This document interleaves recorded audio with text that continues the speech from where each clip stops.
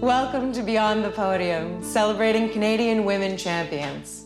I'm one of the show's producers, Sarah Dawn Fudge. Our documentary has been a labor of love over the past 4 years for many of our team members. Our all-female identifying and non-binary filmmaking team never lost sight of the importance of this project and our passion for storytelling. We interviewed some of Canada's most impressive Winter Olympians and Paralympians. Their stories touched us. They motivated us. And they made us proud of our incredible female athletes' outstanding achievements on the global stage. We had a crew of nearly 40 people across 3 provinces, filming in 20 locations, and the community support we had was immeasurable. Each location was hand-selected for its historic significance, not only to the communities we were filming in, but to Canadian arts and culture, as well as various Winter Games legacy venues. Thank you for joining us on this journey as we meet the humans behind the heroes, hear their compelling stories of both triumph and tragedy, as they inspire us to dare to hope and dare to dream. Lift every voice and sing till earth and heaven ring. My earliest memory of sport, I think it was gymnastics. I was a tiny tot, and I was so excited when I got moved up to be in my sister's level, because she's 3 years older than I am. That's probably what it was, and it was just the very basic gymnastics that I did for probably a year.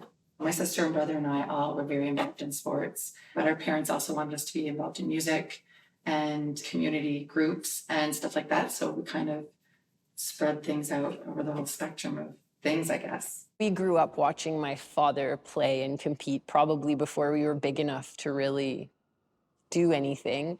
I remember playing soccer just like him when I was younger. We did a lot of running, road races and stuff as a family. My mom put my older sister and I into figure skating when we were in elementary school. My older sister flourished in figure skating. I was promptly pulled from the program. It was not for me. I was zipping around like trying to do hockey stops and figure skates and like shoot the duck. And the coach said, I don't think that this is the sport for Helen. I come from a family of 7 kids, so there was always an opportunity to get out and try a little sport in our front yard. I was left-handed, so there was no glove. And I would catch the ball with my left hand, and then I'd have to fling the glove off and throw the ball. So that was kind of what I recall of starting in sport, just at home with the family. Our school growing up at first was just a 2-room school. And then we moved to a 3-room school, and we played against, other little small farming communities, soccer and fastball mostly.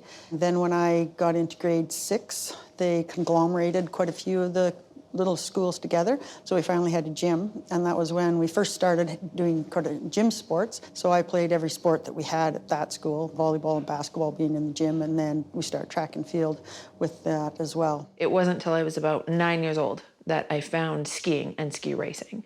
And then that very quickly became a passion and a love and a direction of where I saw myself going to try and get to the Olympics. That was kind of my very first, maybe this could be it, and maybe this is where I go. Skating took up a lot of my time, even from the time I was 4 years old. I would go to the rink to train from 6 to 8 in the morning, go to school, and then also go back to the rink for another 2 hours after skating. But me and my sister just spent most of our time together.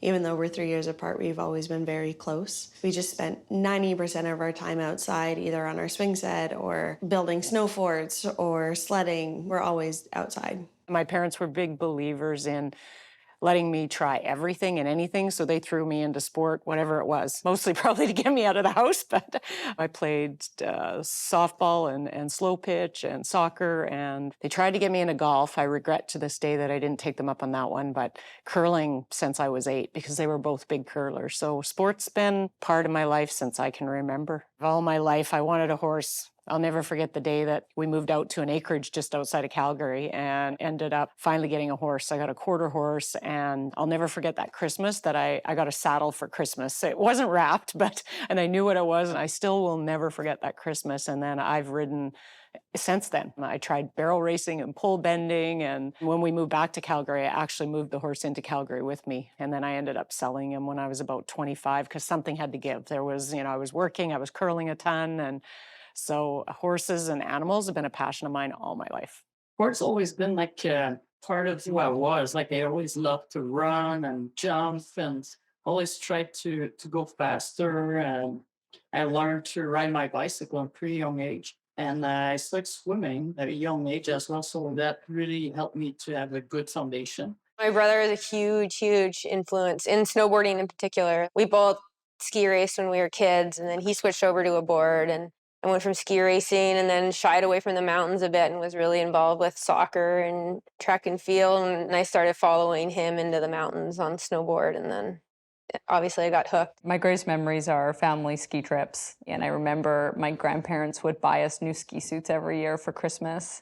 And I had this fluorescent one-piece with a fanny pack and like tinted sunglasses. And I just remember being so ready for the slopes, just rocking it with, the cassette tapes, driving all the way to the mountains, at least 4 hours away. And then hiking and camping and creating, painting, those sorts of things. We had moved from my childhood house and we were going to go to another house in Scarborough, but in between we were living in an apartment building.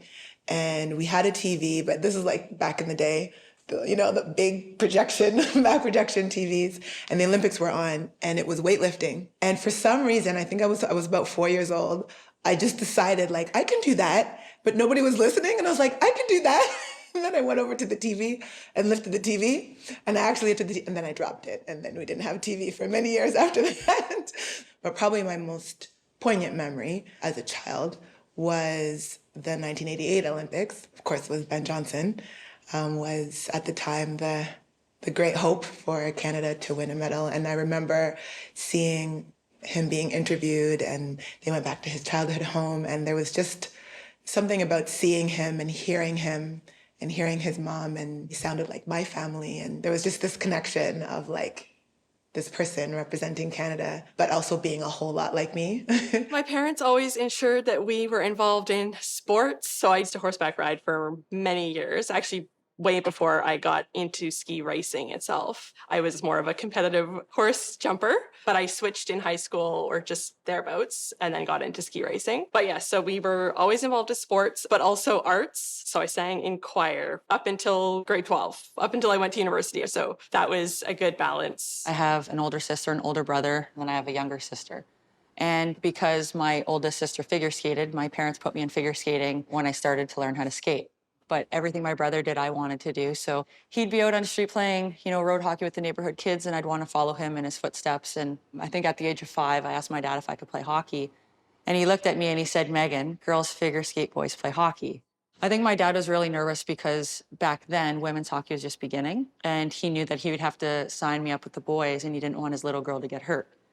So it's funny because my first hockey game, the score is 21-0. I had 19 goals and they moved me up right away. So yeah, that's kind of a really cool memory I have. And within a month, I was playing travel with boys that were a year older than me. So I'm the youngest of 3 children. My earliest memories of sport were probably chasing my older brother and sister, either on our bikes around the neighborhood or bouncing through the trees and down the slopes as fast as we could. I mean, them as older siblings probably always wanted to ditch me. And me as the youngest, all I wanted to do was be around them. I grew up with a swimming pool, so swimming was my earliest memory. I am a fish. I love being in the water, and to this day, I love boating as well. So swimming and boating are my favorite things. We lived for 1 year in Manitoba, in Pinawa, and wintertime in Manitoba, you play hockey or you cross-country ski. And in my case, I got to do both. But I was in grade 1. We went to a small school and everyone went public skating together. And I just remember racing around and playing tag with my brother and his friends who are 4 years older than me. So they were in like grade 5 and I was in grade 1.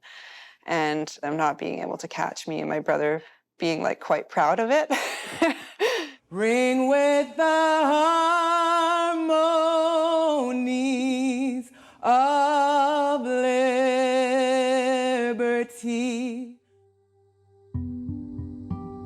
I was 21 and we were headed to a volleyball tournament. At that point, I was just, with the town team, and we were hit by an impaired driver on our way to Prince George. In the accident, I broke my back, so I'm a T12L1 paraplegic. I have had some returns, so I fortunately do have a little bit of use of my legs, which makes a huge difference because I've come from where you had no use of your legs. So I know that that's a very tough way to live your life. Not impossible, but certainly it's an advantage for me to have my legs and be able to use them a bit. I was in rehab for about 6 months, and because I can use my legs, I was learning to walk with braces in that time too. And then came home. Very fortunate to have like a large family that I did. People came down periodically, so I was not alone down there for too often. And my boyfriend at the time stuck through that episode as well. He's my husband now, been together since I was 18. So yeah, the support that you have is probably the mainstay for getting you through something like that. I started out as a brakeman, which many people do. You come in, you push, you jump in, you duck, you hold on, and hope to God the person in the front gets you down safe. And there's a lot of new people, so we were with a lot of new drivers. We got crashed all the time. I think I went to the hospital like 3 times in my first few months. I started the same year as Kaillie Humphries did. It changed. The mentality of the women was different. What we wanted was different. What we were willing to do to achieve it was different. And yeah, it started a totally new trajectory for the sport in the country. For the brakeman, you really have to trust your pilot when you've got your head between your knees and you're going down the track at 140 odd kilometers per hour. You have to trust your pilot. Like, are you good? So yeah, there's trust there. And the pilot, of course, has to trust the brakewoman. Like, is she gonna pull the brakes on time? A friend of mine was on the Alberta para-alpine ski team. And she was the only girl on the ski team at the time. So I think she was recruiting people to be her roommate because, she was always by herself. And as I said, I was really involved with horse riding. Mm-hmm. And I was sort of looking for a change, I guess, not super actively, but she sort of mentioned it. And timing was right in terms of looking for other sports to be involved with. And just tried it and really liked it. Really liked that it was a team environment, but it was very much an individual sport. So I like that combination. I'm a very competitive person, so the racing aspect was really a natural fit. I remember I'd watched ski cross once before on TV. It came up. And I remember thinking to myself, like, holy smokes, this sport is crazy. Like, I could never do that. The athletes are nuts. Gnarly crashes, you're racing head to head. And then one of my coaches at the time, she's like, hey, I think you'd be really good at this. It was a steep learning curve, for sure, but just fell in love with the fact that you never know what's going to happen down a track when you have 3 other people who are super unpredictable. And I mean, you yourself are kind of unpredictable when you're faced against this terrain that can throw you in any direction. I was looking at the magazine racks. I was 9 years old, and I saw a Sports Illustrated Olympic preview. And it was actually a pretty amazing thing because it was for the '92 Olympics. And there was a woman on the cover doing a sport, so not in a bikini. And I only realized it actually in the last year or so that how lucky I was to pick that magazine up and see myself in those pages. And I just remember turning the pages, and it was an image of a gymnast going over a vault that again was like artistry to me, like just again body carving through space. And I decided right then and there that I wanted to be an Olympian. And I just had to find a sport. BC was hosting the nationals, and so they were looking for 2 teams, and that required at least 2 women. So very soon after I started, I got invited to the provincial tryout camp. And I mean, I come from a farm, I'm kind of naturally strong anyways. And that was one of the biggest things about wheelchair curling is, can you push the rock from one end to the other? So I was on a team that first opportunity and just carried on from there. The downhill skiing always been like quite a passion. I love to go fast. I always fall in love with skiing. They've never been like out of the equation. However, living in Montreal and being just outside of Montreal, so the training program was easier for goalball at this time. And it's why I ended up playing goalball. I was also looking for a team sport. For blind people, goalball is the only team sport that was at that time. And for me, goalball bring me so much. Like I was still in school, I was very young and I have attention deficit. So I was quite hyper. I was very struggling at school by staying focused on the moment. And this is something that the sport bring me. My coach spent so many years, like the first year was terrible, telling me just Viviane, listen to the ball one at a time. Like just, I'm not asking you, you know, an hour or plus, but just be present, just focus. Because when you're totally blindfolded and you're in your head having a song or thinking about what you're gonna have for supper, of course you're not listening where the ball is coming and you're not blocking the ball and you're not necessarily good at that sport. So, however, after 1 year of playing goalball, like I've been able to focus quite more on just the now, the moment. And this follow me everywhere, like at school, with my relation with other people, to listen when people talk, to be present when I was attending a lecture at school. And my grade went up by 10% everywhere. And it was not because I opened my book more, but when I was in the classroom, I was able to listen to what the teacher was saying.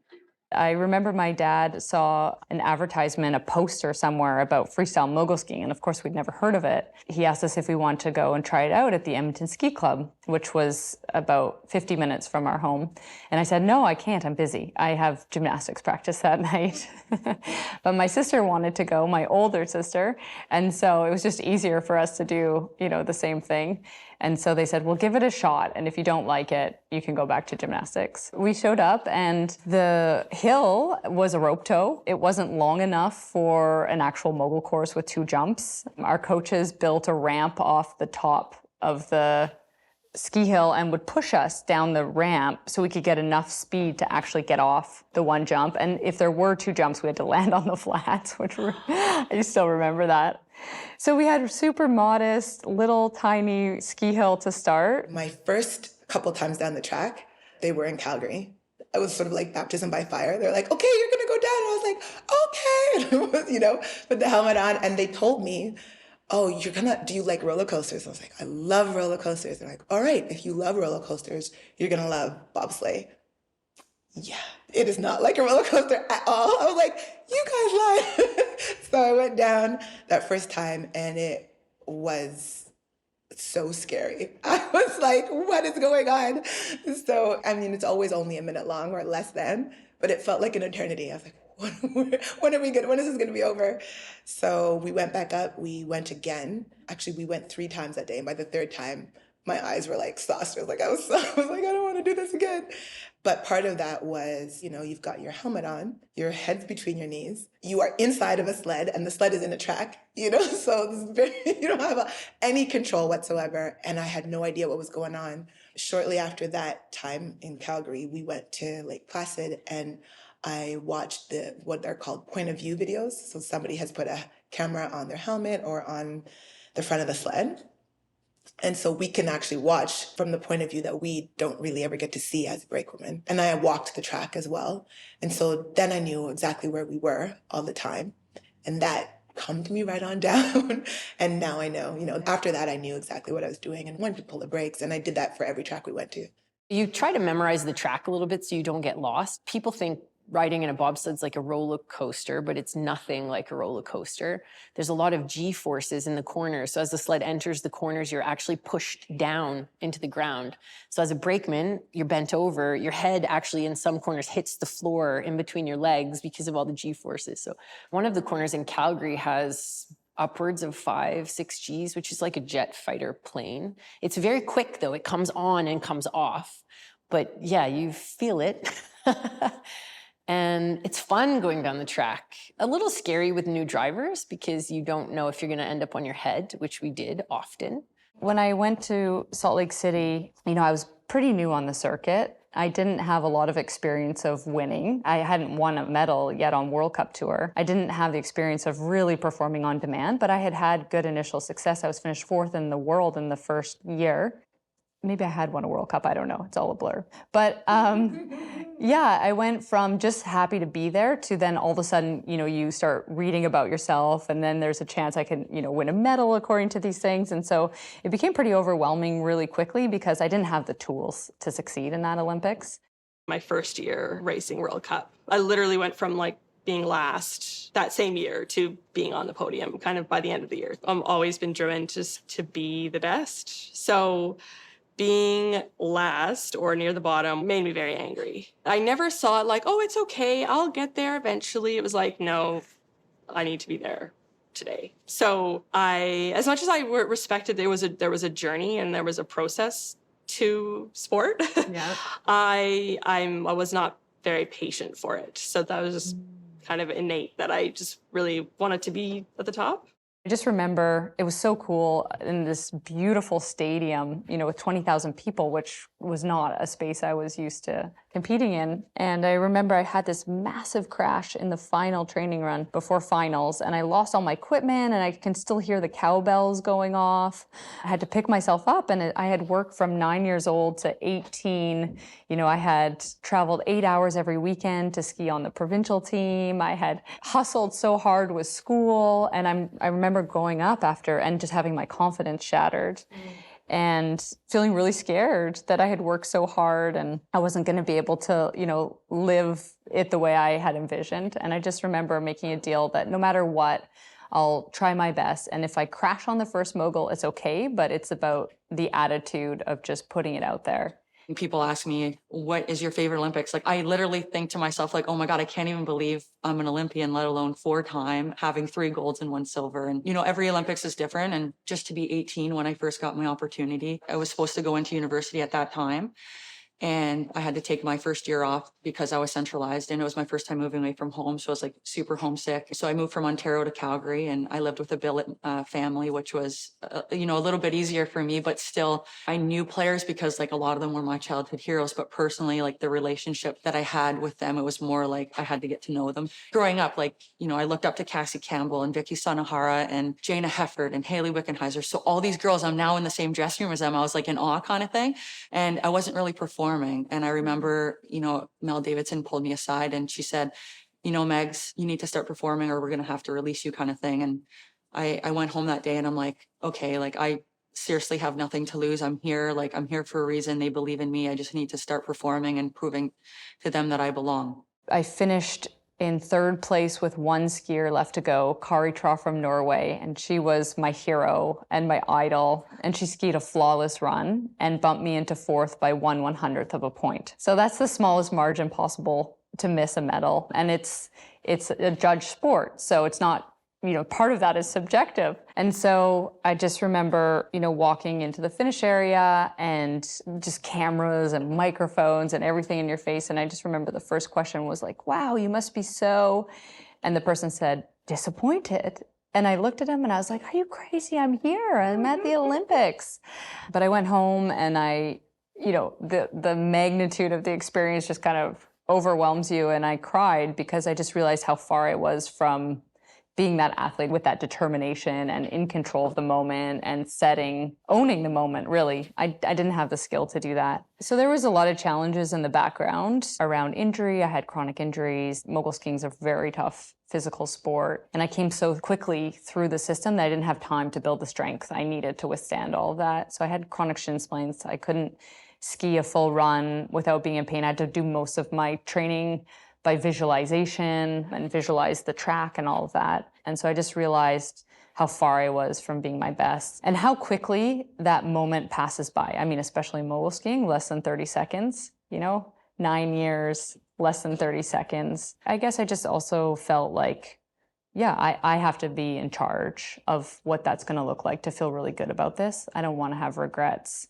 that I missed my opportunity because I didn't work hard enough or smart enough. So I just made a radical decision to actually take a year off, to go back to school full time, and to build a high performance team around myself. Torino had left a huge impact on me. It was my first games. I was 20, I was quite young, and I was thrown into the mix with Clara Hughes, Christina Groves, Cindy Clausen, and another teammate, Shannon Rempel, for the team pursuit. Cindy, Clara, and Christina were, at the top of their game. So I just really didn't want to screw that screw that up for them, the chance at a medal. I remember watching Clara's race when she won her gold medal in the 5K, and that was really impactful. Her performance, as well as Cindy Klassen, who won gold in the 1500, and Christina Groves won silver in the 1500. Their results, they had phenomenal Olympics, and the impact that it left on me was, rather than being like, oh my goodness, they're so good, like how will I ever be that good? I was like, I'm on the same team as them. I have access to all the same resources they do. There's no reason that I can't be as good as them. My very first Olympics was in Torino in 2006, and I started bobsledding 5 months before that. 4 months, actually. 4 months bobsledding before that. 5 months before that, I started lifting weights. After that, I went back to finish my master's degree because that was kind of just a 1-year leave of absence from my master's degree program to just go and see if, to take on this challenge. But when you come fourth in the Olympic Games and miss standing on the podium by only 5/100ths of a second, it kind of becomes unfinished business. I started as a brakeman. I spent 3 years in the back. I was a brakeman for Helen Upperton for multiple years. And then I went to the 2006 Olympics as an alternate. So really close to achieving the goal of becoming an Olympian, being able to race at the games, but ultimately I didn't end up racing. So I got to go and help the team. I learned a lot, but it was a really hard experience for me to be there and to be so close to your goal and your dream, but watch other people get to live out theirs. And there's nothing you can do about it. So in Torino, in the big final, I was a little bit faster out of the start than any of my other runs, and I had sort of this funny overspeed, and I missed a bunch of the landings, and then I ended up missing a landing on one of the jumps, and I knocked myself out, which is like, it must have been just a really funny fall. It wasn't this crazy feature or anything, but I must have just landed just the wrong way. So I actually got heli-vac'd. So I don't remember a period of that day. I remember sort of coming to in the helicopter and thinking like it was just super motivating to make sure that I was ready to go in 4 years in Vancouver. So I remember walking in and I went up and there was like a table. So the 3 coaches were on one side and I sat on the other. They said, congratulations, you're one of 21 players to go to the 2006 Olympics. And I had tears like running down my cheeks because at that point, being so young, my dream like had finally come true, but it was like even sooner than I ever could have predicted. When On the Podium came to fruition, there all of a sudden was this whole Canadians should be on the podium, especially with an Olympics in Canada. And there was some public backlash for that, but I think a lot of the athletes were happy that finally we were allowed to say, I want to win, and it not come across as obnoxious. Because deep down, that's what every athlete in the world actually wants. Like, you don't put in all of your money and all of this time and just put your body through, the ringer just for fun at that point. And it is fun, but there's something else that we want, and it's to stand on the podium. And I think it became okay for us to say it and be proud. I think for the first time, it was Canadians taking a look at how we have perceived sport, how we have approached sport, and deciding we want to change that on a large scale, not just individually, but like as a whole team, winter and summer. We kind of want to change how we are perceived by other countries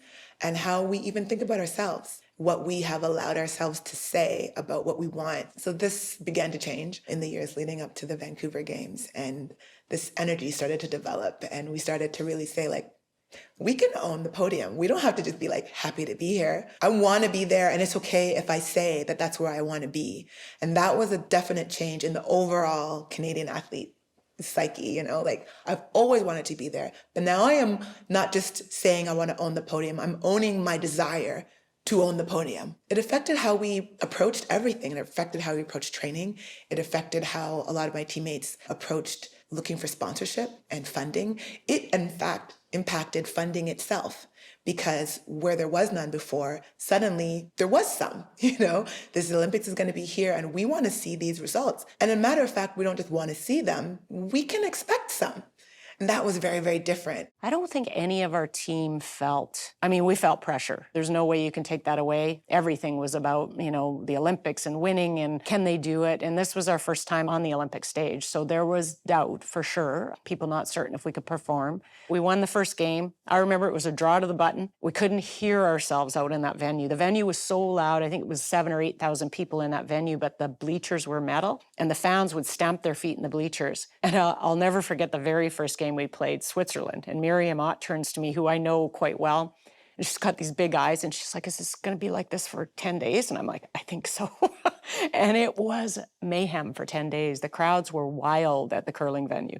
And boy, I'm glad we won that first game because that could have really changed the entire trajectory of our Olympics. But we won that game. We settled in. We got hugs from our family after the game, like always. And I think we just went about our job and really tried to embrace all the support and not feel like it was pressure. After 06, I went through a period where I didn't know what I wanted to do and I needed to make a choice. So that's when I decided, yes, I would go on to drive. And then from there, spend the next 4 years trying to become the best pilot that I could going into the 2010 Olympics. The Vancouver Games were just so hard. You didn't want to let the nation down. There was so much of the rhetoric about Canada never having won a gold medal on home soil, despite having hosted 2 games. And so that was just really prevalent in everything that was taking place leading up to the games and at the games. And it was frustrating because I think we all knew as Canadian athletes, we're clearly gonna win a gold medal. Like, can you stop talking about this? But there's still that fear, right? That what if? What if we still didn't deliver a gold medal? At least that's how I felt, right? And we had so much potential for medals in our sport, and I didn't want ours to not be able to deliver on that. And so I internalized that pressure for myself. So Viviane has 4% of her vision. She sees shape and color quite well. So every group will have their own strategy. Our strategy is to stay within 4 meters apart. So I'm in front of her. We have 2-way radios and we are talking to each other most of the way down, guiding her through every step of the way. And she's also telling me if I'm getting too far or too close. So that's in a nutshell what we're doing the whole way when we're going down. Lindsay did have that ability to know where my limits were. She was honest enough to tell me I'm afraid, and I was able to tell her as well, like sometimes I'm really afraid, and from this we start to build on each other. I could tell just by her voice, sometimes she's like, oh, and if I hear that, as no, I fell right away, like she knew I will not make it, like just that obstacle, that's something that happened in the snow that was probably a bit too much, and she was able to predict and to read this. And I think is why I was very successful with Lindsay. For her, it was even more special. Like, she's from Whistler. At this time, from her condo in her living room, she could see the track.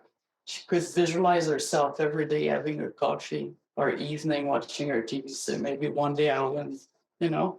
So that's even like more goosebump. I remember going to her house and having a glass of wine after training, and we're like dreaming and like thinking about it, and the vision and her eyes, you know, getting all sparkle. And this is also the magic of sport. So at Vancouver 2010, you became the first Canadian woman to win a gold medal on home soil. How did it feel to make history? Well, I think lucky, because I happened to be at the beginning of the games. I was like the 5th day or whatever. So that played a huge part of it. I felt like I didn't give myself any other option. Like, there was absolutely no reason to place anywhere else in my mind. And knowing that I had the chance to compete literally right in my backyard on a mountain that I skied and snowboarded at when I was a kid, to have that chance to compete at a games right there and then be like in a position to possibly contend for a podium, I like set it in the sand. There was no other option but to win. I competed day 1. I was reigning Olympic champion, and then you throw into the mix, we had never won an Olympic gold medal on home soil before. So yeah, the pressure is immense, and then you put in an artistic, extreme sport. You know, you have 1 chance for a medal, less than 30 seconds. In qualifications, if you make a mistake, you don't even get a chance to go for gold. So the actual structure of the sport and the judging component, all of that feeds into a really extreme pressure situation. You know, you don't have anyone to pick up after any small mistakes. It has to be perfect. I work with people all the time trying to reframe what pressure is, and pressure is what you choose to put on yourself. If you don't care about a result, then there's no pressure at all. When you care about your outcome, that's when you start feeling that pressure kind of build. For me, I ignored the media, didn't read anything, didn't watch anything to do with the Olympics at all leading up to it or during the Olympics. So I found out later that we were medal hopefuls, but going into it, I still thought we were underdogs. There's not much pressure when you're an underdog, so it was great. I think the pressure comes sometimes within the event for us because we were sitting in first after the first run, sitting in first after the second run, sitting in first after the third run, and so it's then ours to screw up. And that's where like you could totally fall apart on that last run. Favorite moment from Vancouver was actually standing in the start gate and super nervous, and then hearing like the murmuring of the announcer down at the bottom announcing who was in the next heat. And just I think because it was a Canadian, being myself, just hearing that crowd roar, and it was like thunder. It was crazy to hear that all the way in the start gate, and I ended up coming 5th.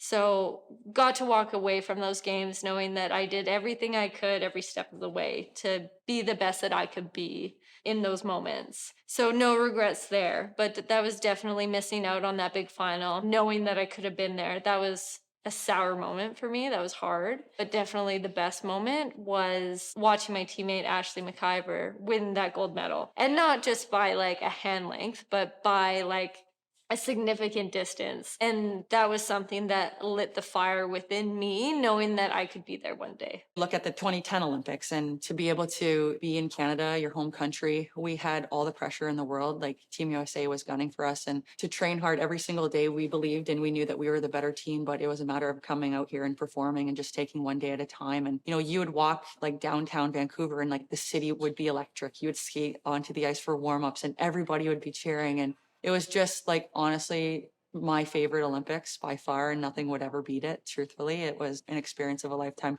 Certainly Vancouver 2010 being my first, being home province, being home team, and it was the one Paralympics that most of my family was able to come to. That, wow, you know, an experience that you can just never replicate, never overcome, sort of all the sensations and memories that you have from there. Never replicate all the worries that you went into originally because you're thinking, first Paralympics, what if I can't focus? What if suddenly I'm too worried about, you know, all the audience around us, because we never have that size of audience. We never have that kind of media attention. That was a big worry, and then a huge big relief when there was a lot of ups and downs in that event.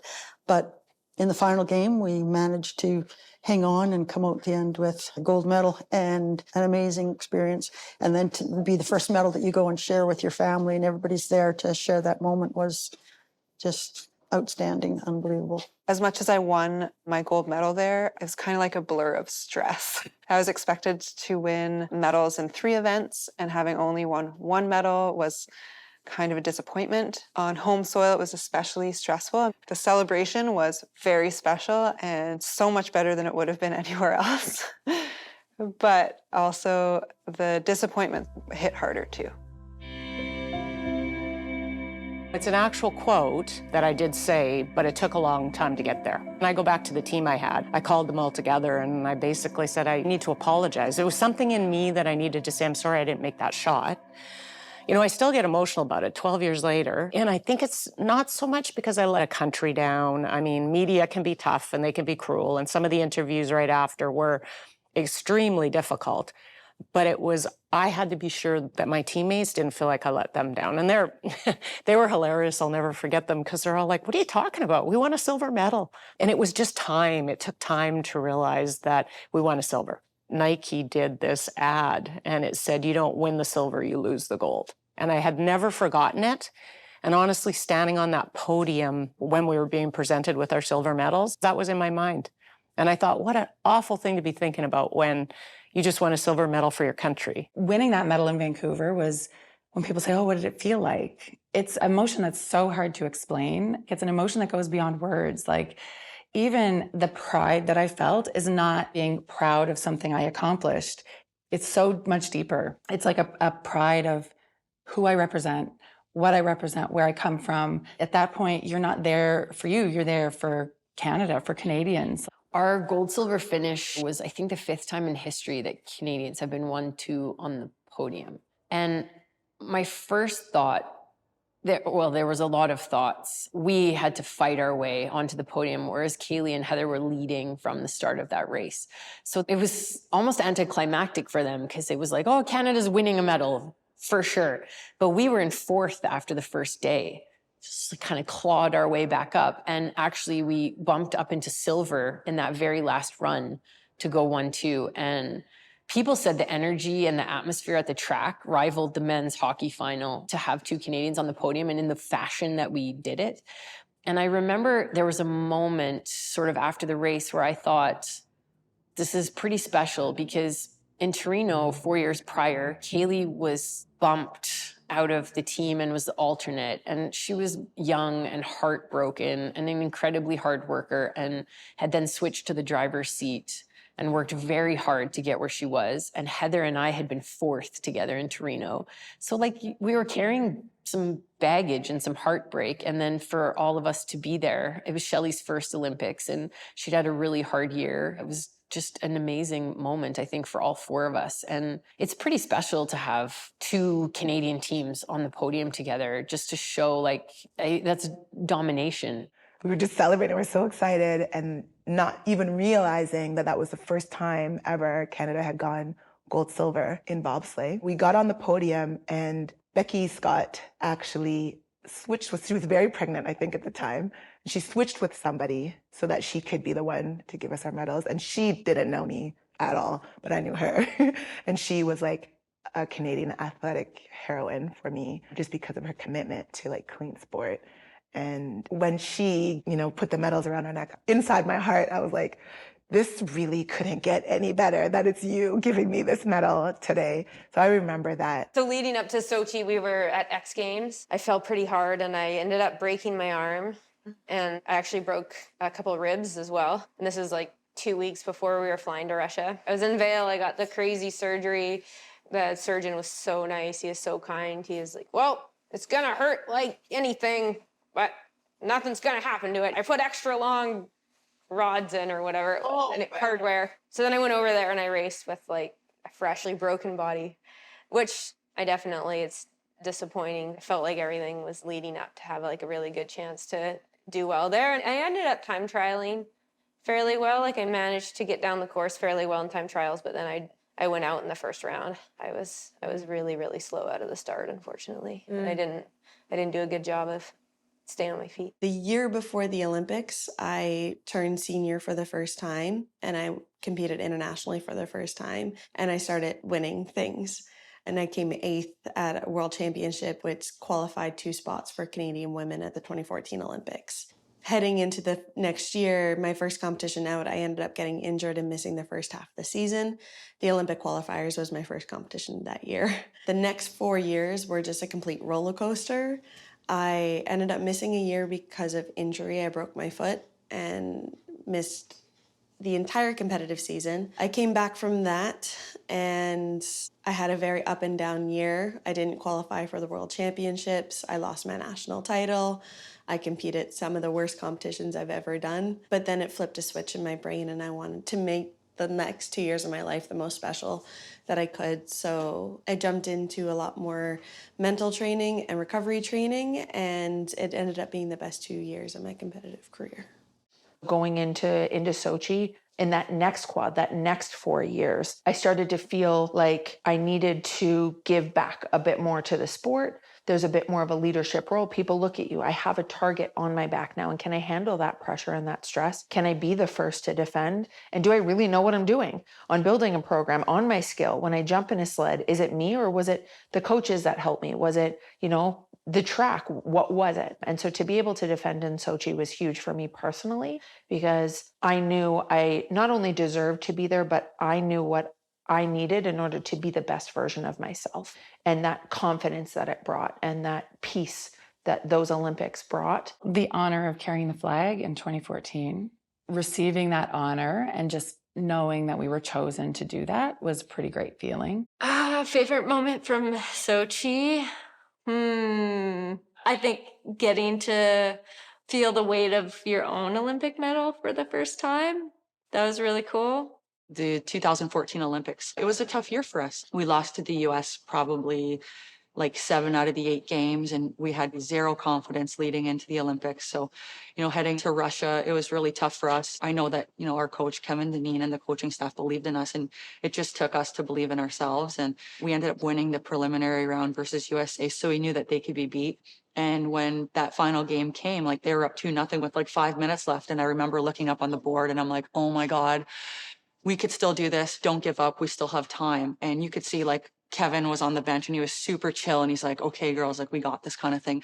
We put one in the net. So we were down by 1. And then all of a sudden the ref kind of got in the way with one of our defensemen. And so she went to go shoot the puck down into like their zone, hit the ref, bounced out, and it went to a Team USA player's stick, and she shot it down the ice. And it was literally like going in the net, and it basically took a turn, hit the post. And I remember coming, and I went and I grabbed the puck, and I'm like, okay, we just need to get the puck up, get it on net, call a timeout, and like hope for the best kind of thing. And that's what happened. Like I turned around, got the puck up, they got it on net, we called a timeout, and off that specific face-off, we ended up scoring to tie the game. And we're all just like, oh my God, like, it just goes to show you that in a game like of hockey or anything, like don't give up until that buzzer goes. I remember going into the change room, heading into overtime. We were all just like, okay, we need to calm down, like refocus. We got this kind of thing. And yeah, we went out for overtime. They took a penalty on us and we capitalized and we ended up winning that. And it was like, oh my God, the hockey gods are totally on our side. That's for sure. A favorite moment from Pyeongchang was getting to see the Canadian flags raise up when we were standing on that podium and hearing our national anthem. You just get this flood of emotions and you see it's like a flash of your life before, like everything that happened, all those people that got you there, knowing that all this money that has been put into my journey, all the support from coaches, from staff, from teammates, from friends, from family, from sponsors, it was all worth it. In 2018, I have 2 moments. One is standing on the podium with Team Canada. It's the first time I really stood on top of a podium with friends and people that I knew. Meghan Duhamel was holding onto one of my hands and she was literally vibrating with excitement. That was a highlight, and then mixed with the ending position of my individual program where I ended up coming 3rd. That was one of the last events to happen, and it was the first time I skated a clean long program in competition in 7 years. So it was one of the most rewarding things I've ever felt, and I just felt utter relief. And everybody was up in the stands and I could see them, and it was just a really special moment. The team event is a very new thing into the world of figure skating. We don't train as a team. We go in with our job. And the only difference is that when we get on the ice, we do have a team behind us and we're skating for someone else other than ourselves. And in 2014, I didn't quite understand that as I was so new to competitive figure skating on that type of stage. But in 2018, I got a lot closer to the rest of the team with like Tessa and Scott and Patrick and Megan and Eric. And I wanted to skate for them more so than myself. Going into the 2018 Olympics, for us, it was probably my toughest defeat that I've ever been a part of. But, being a part of each Olympics, different teams, like I said, different memories, it really gives you the opportunity as an Olympic athlete to be able to tell your kind of story and to talk about the ups and the downs. And for me, like, I'll never forget, we went into shootout. And when it comes to a shootout, it becomes more individual. And I remember walking into the change room and like you could hear a pin drop. And being a leader on the team, I said, you know what, girls, like we need to walk out of here with our heads held high, and people would love to be in our position. And, we're still going home with a silver medal, and Canada is just so proud of us, and we should be proud of ourselves and each other. And, it wasn't like the outcome that we wanted. But for me now, like I'm able to like tell that story with how I felt at the moment, losing. And it gives you the opportunity to speak to the younger generation and be like, it's okay. For me, like, it's not about the gold medals that I've won. It's about trying to, inspire the younger generation to do something special in their lives. And if I could do that, then my job is done. And don't let somebody tell you that something can't be done, because, I'm living proof coming from a small town that if you work hard at something, anything's possible. In 2019, Kaillie Humphries filed a harassment lawsuit against Bobsleigh Canada's skeleton and eventually sued to be released from the team. She won a gold medal in women's monobob at the 2022 Beijing Olympics as a member of Team USA. 18 to 2022, For me, this was a big mental 4 years. Obviously leaving Team Canada, joining Team USA. I have a 20-year career under my belt, and I had to literally start again. New sponsors, no payment whatsoever, and rebuild from the ground up. And anybody that's moved to a new place or had to start again in a business or a school or not know will understand it's hard. And although you might have all the pieces, you have to restack the pyramid and build all the way back up. And I wasn't sure if I was going to be able to do it. I wasn't sure if I was going to be able to compete and or how I was going to be mentally in that space with a brand new team, with a brand new country. And so mentally, I feel so much stronger and a lot more confident in who I am as a female and as an athlete because of what I've gone through in the last 4 years. One of the most decorated athletes in Canadian history, Lauren Woolstencroft became the first para-alpine skier inducted into Canada's Sports Hall of Fame in 2011. It was amazing. Obviously, the hall has amazing names. I mean, legends. So to have, my name amongst that group is obviously a huge honor. You go on and you do other things, and you have a life outside sport, but it is pretty cool to think that you're kind of have a permanent fixture. It's nice to see that legacy sort of live on. Let our rejoicing rise high as the listening skies.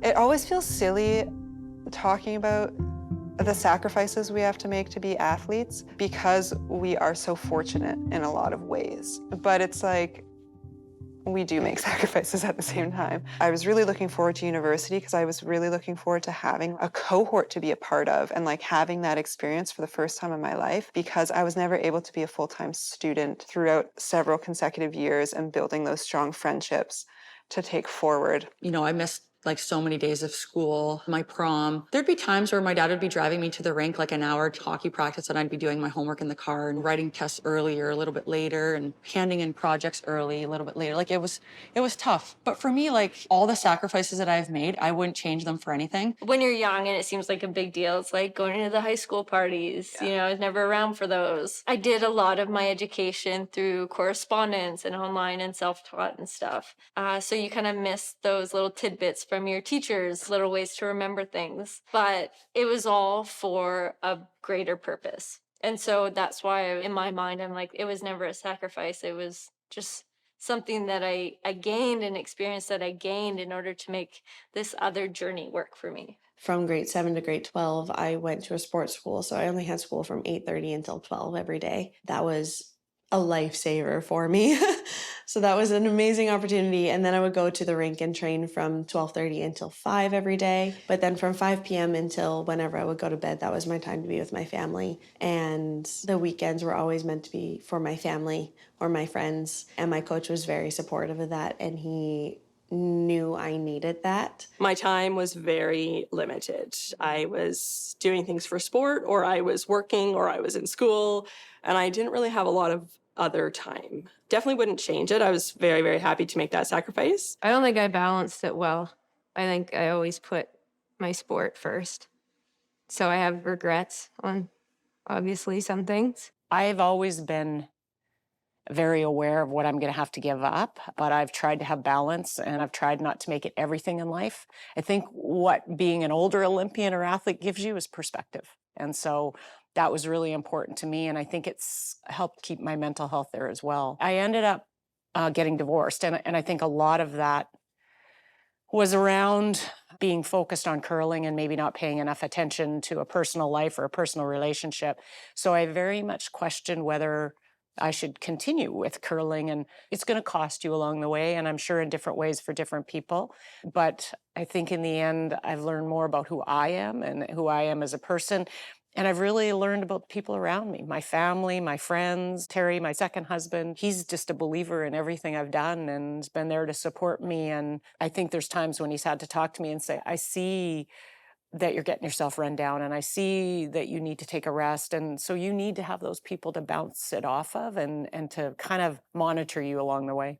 I'm sure everybody can talk about missed birthdays and missed, you know, baptisms or christenings or weddings and funerals sometimes as well. I missed quite a few. One of my best friends, I missed her wedding because it was the testing camp right before the Vancouver Olympics. So there are some tangible things that I definitely missed out on, but there are some other things that sometimes float around at the periphery of my brain that what did I miss out on that I intentionally don't let myself tap into because it's an impossible battle, it's an impossible discussion, it's an impossible thing to sort through when it's all rooted in the what ifs and what could have been. I'm just really lucky that I love my life. I love the people in my life. I feel very, very fortunate to live the life that I do. Yeah, I think you're putting a lot on hold. You're putting a traditional job on hold, buying a home, even relationships. I mean, I felt that I was probably later in finding my husband than everybody else because you're basically with the people you are with for the whole entire time and you're not meeting anybody new. And all of that stuff is waiting. So I did feel those pressures while I was an athlete. Am I risking too much? In the November of the Olympic year, so the Olympics were in 2010, so it was in November of 2009, I actually found out I was pregnant. I'm a very detail-oriented person. The guy that I was dating at the time, we'd been together for almost 4 years, wanted to be parents one day, wanted to have a family. And I still to this day don't know how it happened or why it happened. And sometime in early December, so 3 months before the Olympics, I had to make a decision whether I wanted to have a kid or go to the games. So with the home games, you make a decision and still hard.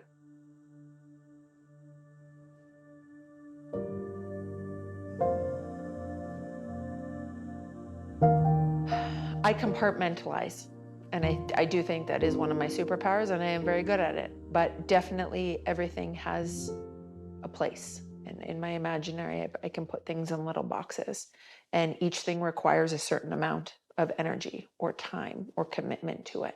And then my family will always get the most of me and as much as I can give, but I also know that I can be safe around them. And if I don't have anything left to give, or I just can't be there for a birthday or a holiday, they understand because there's a reason, a sports reason that I'm not able to be there. I would love to be married. It's a dream of mine ever since I dreamt of being a Disney princess when I was 5 years old. Mainly just to have a person. I was a single skater my whole life, and I relied so much on my coaches and my family, and I just want to be a part of someone else's story. Carrie is my partner for the past 22 years. We met doing sport. I met her playing goalball, actually. At that time, she was playing for the province of Alberta, and I was playing for Quebec. We made the national team in 97 together. So that's how I started knowing Carrie as a teammate first, and then we developed a relation together, and we started dating in 2000.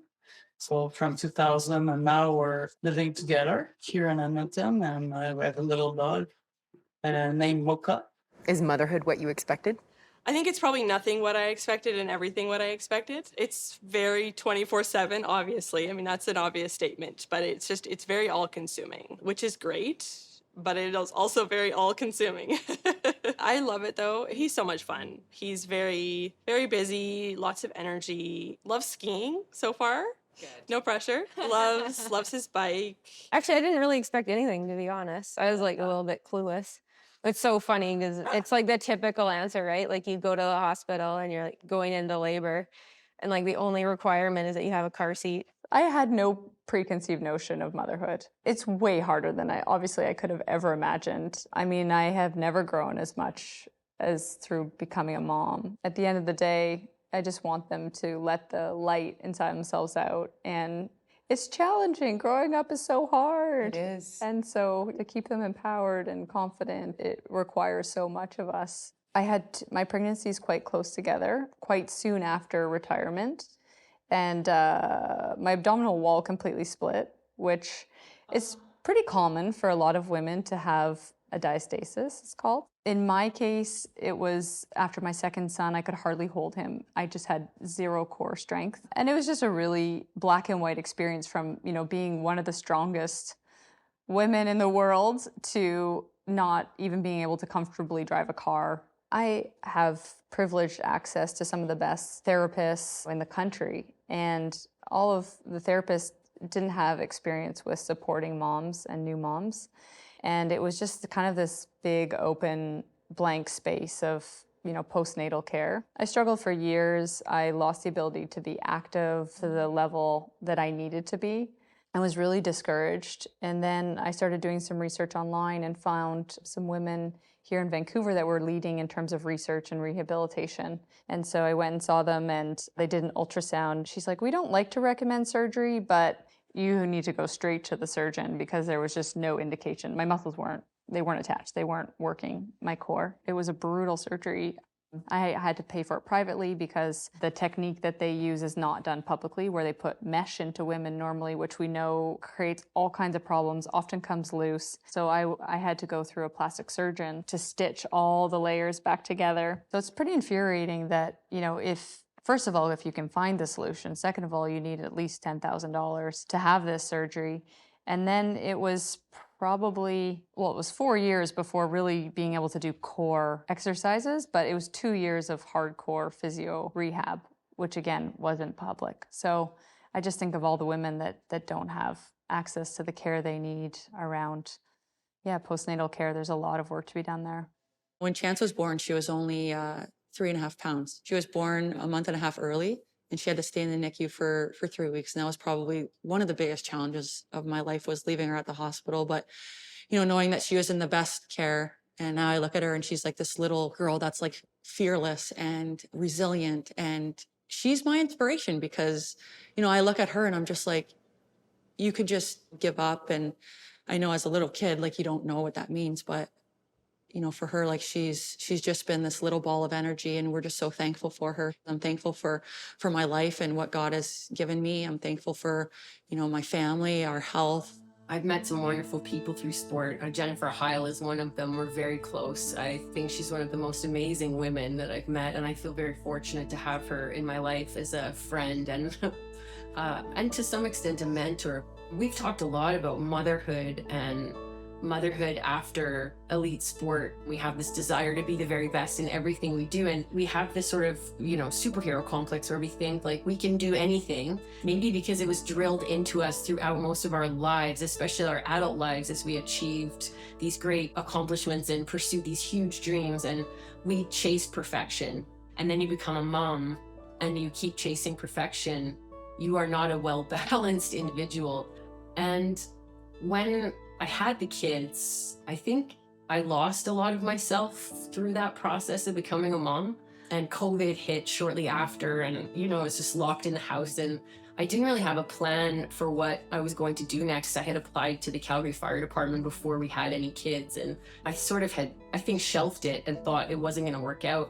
And after we had Rowan, a few months later, I was given a job offer to join the fire department, and I remember thinking, like, I don't know, I'm so much older now, and we have these 2 kids, and Jesse has a really busy career, and I don't know if I can do this still. And Jesse actually was the one that said, no, you have to do it. There's obviously not a lot of women that are in firefighting as a career, even in Calgary, and it's a huge thing, I think, for me to be able to show the kids that at 40 years old, as a mom of 2, you can still accomplish these big dreams and big goals, and they're hard. And you need great people around you, and you need to be brave enough to go for it anyways, even if some part of you doesn't think you can do it. I met my husband when I was 18 years old, and we've been together ever since then. We didn't get married for 11 years, just my choice, but he really wanted to have kids, and I was sort of not really sure. I guess because of being in a wheelchair, you're not sure how you'd handle children and how that'd work out, or even the pregnancy, what that's going to do to your body. And at that point, you really don't want to lose anything that you already have. So maybe a little bit selfish on my part, worrying about that to start. Eventually, I guess I got there. Had the first child, and unbelievable. Like, I can't even express, you hold that child and you go, oh, this is how my mom feels about me. After that, you go, I couldn't live life without children either. Had the second child, and I wasn't quite finished, so I had 3. So I've got a girl and then 2 boys, and they've been just the most amazing children. Being in a wheelchair, at a point in your life you wish you could have run with your children, you wish you could hike with your kids and swim and do all those things that as a young person, I just imagined that I would be doing with children if I had them. So I think that part of it is something that you really miss and wish that you could do a little bit more of that kind of physical things with your family. But on the other side of it, I don't want to hold anybody back. So it's nice to have the time that you can do things with your family, but then to let them go ahead and make it their activity and do as much as they can without mom being there holding them back. I have Connor and Evan. They've been a really unique part of my life when I never was going to have kids. It was never a conscious decision. It was just life. I was career driven, I was sport driven, and it just didn't happen. And so what a very cool opportunity when Terry and I got together that I ended up having these two stepsons that are great. The challenges of being a mother while being an athlete are astronomical, and sport doesn't wait for you. Right? You don't get to put a bookmark in it and come back and pick up where you left off. It's continuously progressing and evolving without you. That I know is daunting for many, many women who feel like they have to make a decision between pursuing what they love and setting themselves up for what they would like later on in life. So how's the IVF going? It's a bit overwhelming, so I think we're going to, Travis and I talked about doing the IVF egg retrieval stuff, but then doing the season this year and then not implanting or doing anything till next year. After the 2023 bobsleigh season, Kaillie and Travis began their embryo implantation journey. Kaillie has stage 4 endometriosis. It's not as easy or as simple as just, okay, I'm just gonna not have the pill or not use protection and get pregnant. It is a very real issue, and not just with endometriosis, but infertility in general with a lot of women. I find I've got a lot of friends that have pushed off having kids for years and years and years to achieve success within sport. And you find yourself at 36, 37, 40, 41 wanting to start a family. And with age comes reduced quality in eggs. And so as a high performance athlete, I thought, it's gonna be no problem. So try and it's gonna work because I'm awesome and like my body can do really cool things. It shouldn't be an issue, but it's a big issue. Both of my fallopian tubes were full of endometriosis. And so it was blocking the pathway. I'm also at a large risk, and anybody with endometriosis, especially stage 4, which is the most extreme, is at risk for ectopic pregnancies where you can get pregnant in your actual fallopian tubes. The problem is if an embryo implants in there, it explodes and you can rupture from the inside. Also huge causes of miscarriages as well, which we know is also not great for health. So we now have to do a salpingectomy to get my tubes removed. We're going to choose to do that so that it leaves my ovaries and my uterus intact, but it means I will always have to and forever do IVF in order to get pregnant. So my husband and I are in the process of that. Let it resound loud as the rolling sea. Being an athlete, injuries are kind of part of the territory. It's things that are just inevitable. We're pushing our bodies to go beyond boundaries, and we often don't listen to the pain. So mixed with the mental exhaustion, your body sometimes naturally puts itself in pain to force you to stop. And my entire last season of competing, I was dealing with a back injury that we could not figure out what it was. I went for scans, we went for MRIs, I was getting some freezing injections just because I could barely walk some days. By the end of the season, we're just like, my body's tired and it's forcing me to stop. And I think that's where a lot of the injuries came into play. It's a high impact sport, mogul skiing. When I competed, I always felt like I had this protective bubble around me. And so that intensity and that commitment to the moment and just that moment was incredible. I felt protected. But to get yourself into that zone, you can't do that every training run. You know, you have bad weather, you have fog, you have all these things that make it scary and you have to go anyways. Taking a year off and building a high performance team around myself, which cost about $80,000 a year that I was able to go out and raise through the business community. I was able to work with the best professionals in the business. So my trainer was the trainer of the Montreal Habs, which was a huge privilege any day, but let alone as an amateur athlete in those years. I had, from that moment forward, osteopath, deep tissue masseuse, sports psychologist, strength and conditioning coach, technical coach. So I had an elite team around me. And so my injury rate was so low, considering what a crazy sport I did because of this team. Injury comes through overtraining, overwork, not being in the right mental space, and being at imbalances muscularly and physically. And my team worked to address all those all the time. And I was, as I said, empowered. The physical body, sure, it's hard, but it heals and you can see those changes. When you're struggling mentally, and you keep trying to do what you think is going to help you get better, but there are no changes. It's just the same story happening over and over and over. It's like Groundhog's Day. Like, it's so easy to get stuck in your head and you're like, well, maybe I need to change my approach. And there was a lot of, I guess, experimenting. You know, maybe it's not a clear, focused mind. Maybe I need to be pissed off in the start gate. I mean, that approach is maybe successful once or twice, like short term. There's no longevity in that, you know, because then you're just miserable and you're bitter and you're terrible to be around. You're terrible to yourself. Every time after I got injured, I think I weighed the pros and cons of retiring and kind of sat with that for a while, which was hard. It was struggly for sure. But yeah, glad I always committed myself to one more. Speed skating is really hard on your body, as you might imagine. It's just like a really unnatural position to be in, and we only turn left. So we're like really one side dominant and like lower body dominant. As soon as you're in that position, your heart rate automatically elevates, and you can't do that like low, easy volume. So we do a lot of cycling, and you can be much more specific on the bike with the different zones that you want to train. Whereas in skating, like I said, as soon as you're in that position, you have different intensities, but they tend to be on the high spectrum. You don't get a full spectrum that you can work with. You can get through a lot of physical stuff, but like, what impact does it have on you mentally? Like, you can't really disconnect the physical experience from the emotional and mental. So it's about building resilience, not just with your body, but with your mind. And it's hard. And you can think you're resilient, and then something comes along, and then it's like a kink in your armor that you didn't even know was there. My worst crash of all time, which I can still feel, I can still see it all happening in real time, was dual moguls on my favorite course in Deer Valley, the most technical course, longest course at altitude. And I love dual moguls. And I came in and, you have to do like up to 6 runs to get to the final round. And I just remember losing my footing coming into the bottom jump. And I didn't get rotation from my backflip. And I just went up with no rotation. And so I had to log roll it out and just like splat. And we had a World Cup the next day. And I just remember like my whole body was like a piece of cement.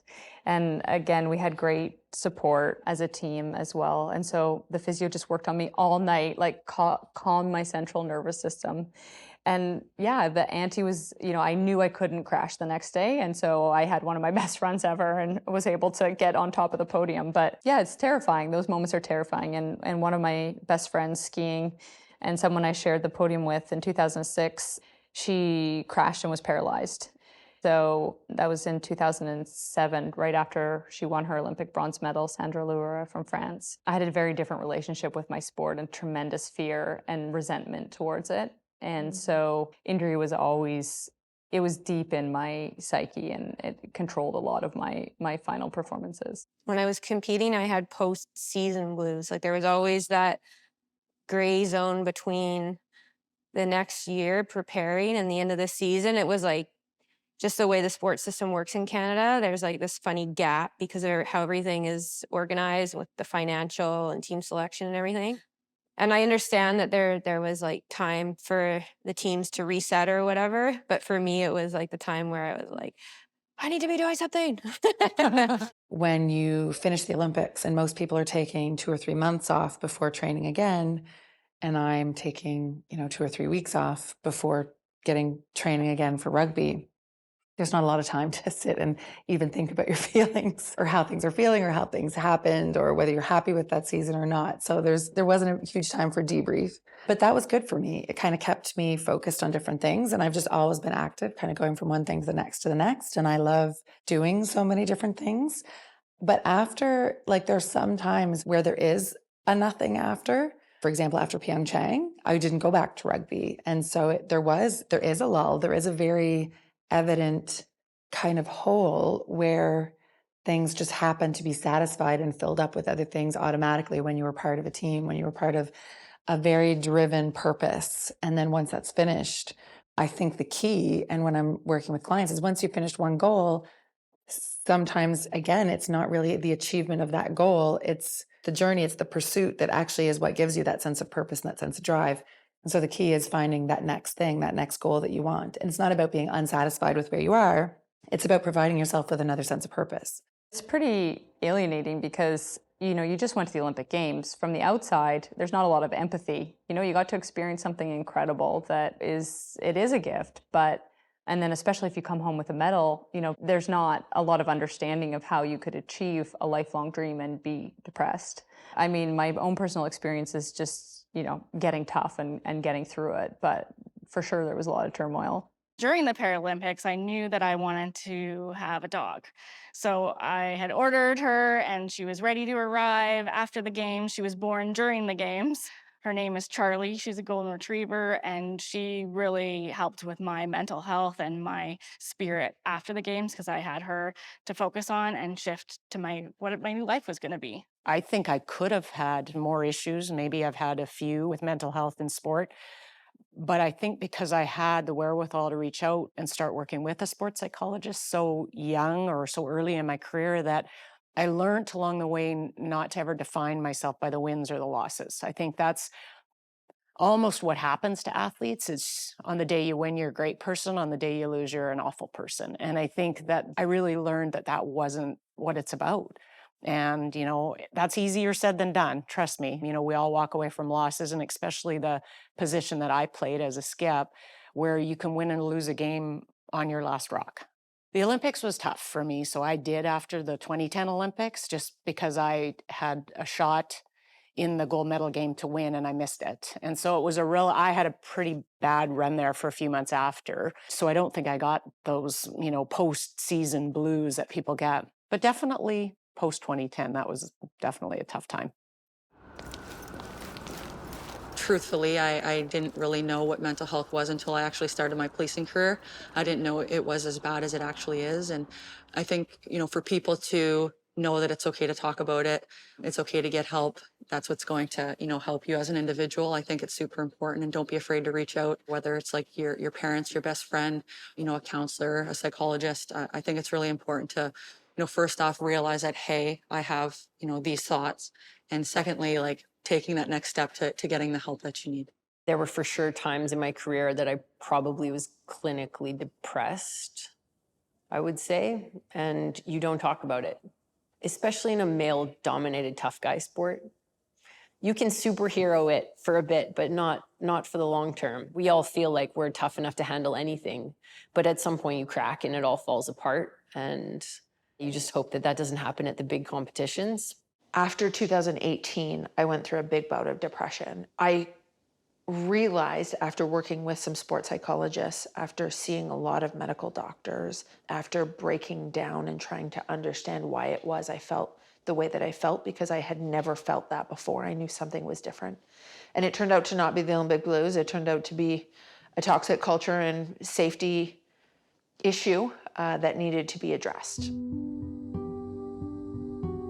I think in the early years, it was really about just training hard and putting the hours in.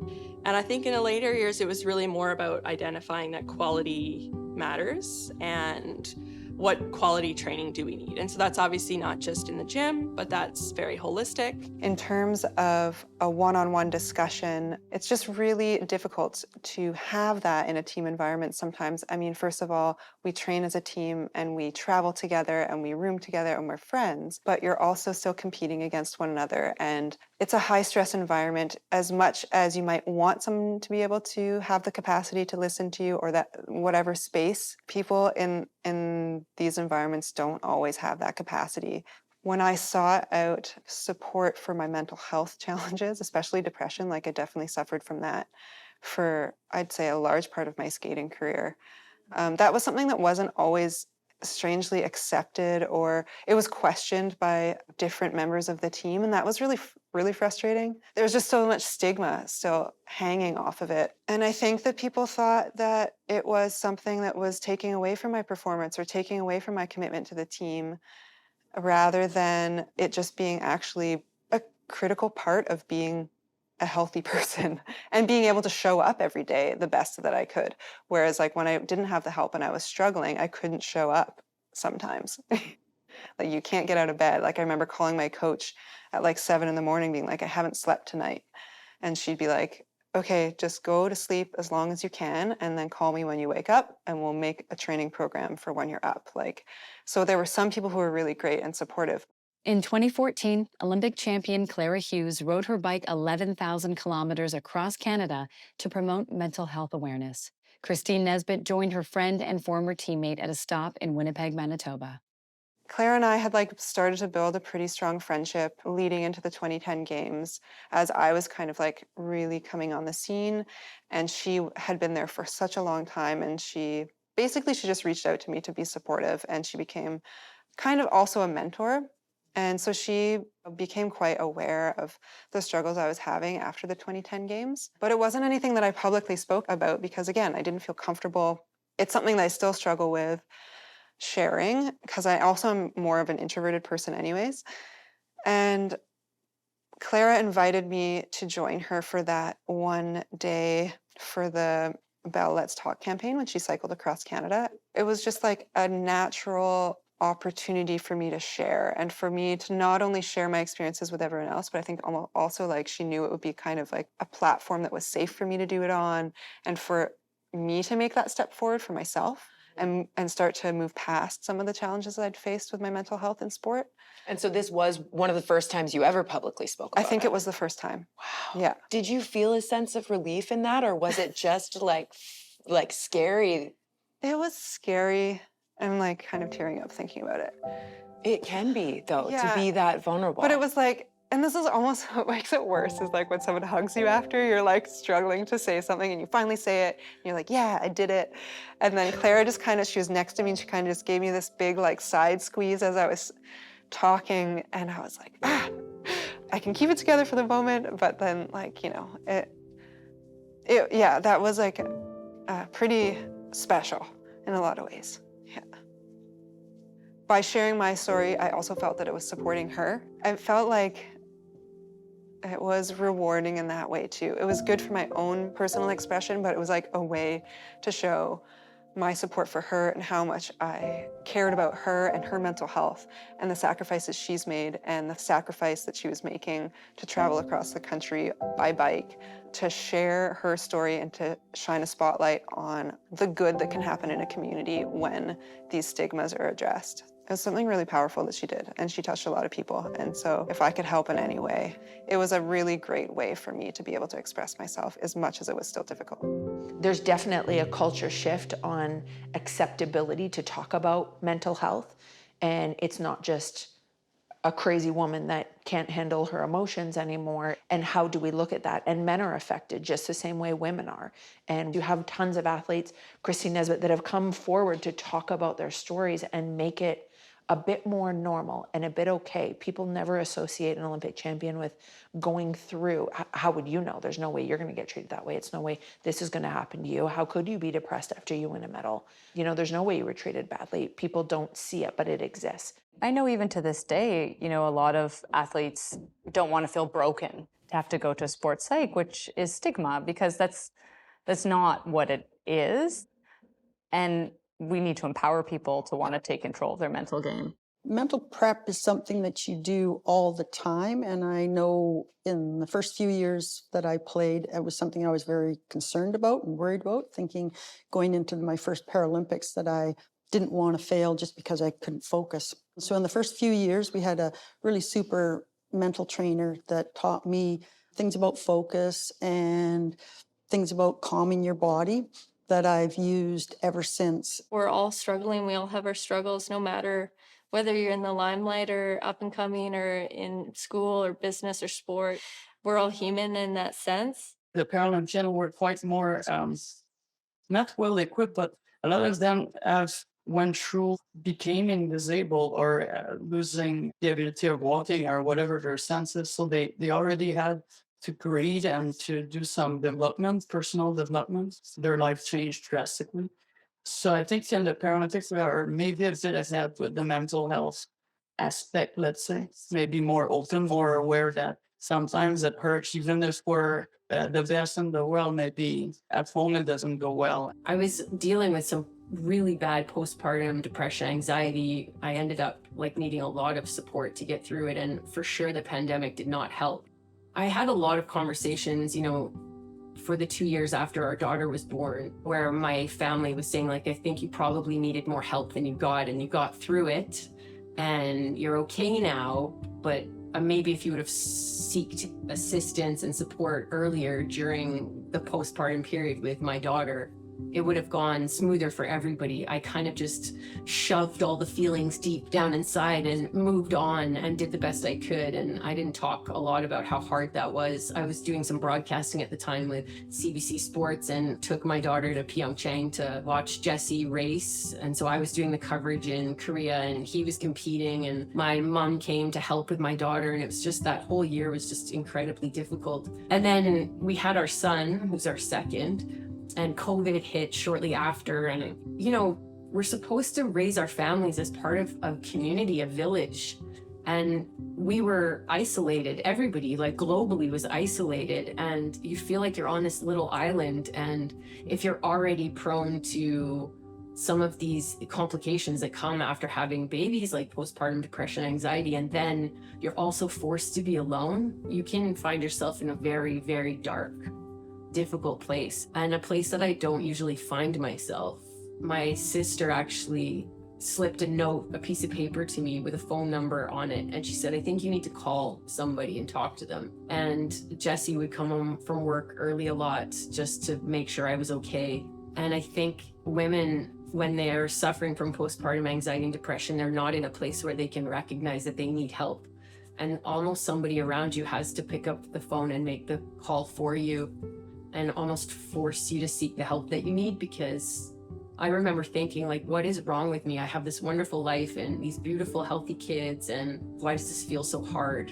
And there's so much shame that comes with that, and so much embarrassment, I think, that you don't want anyone to know.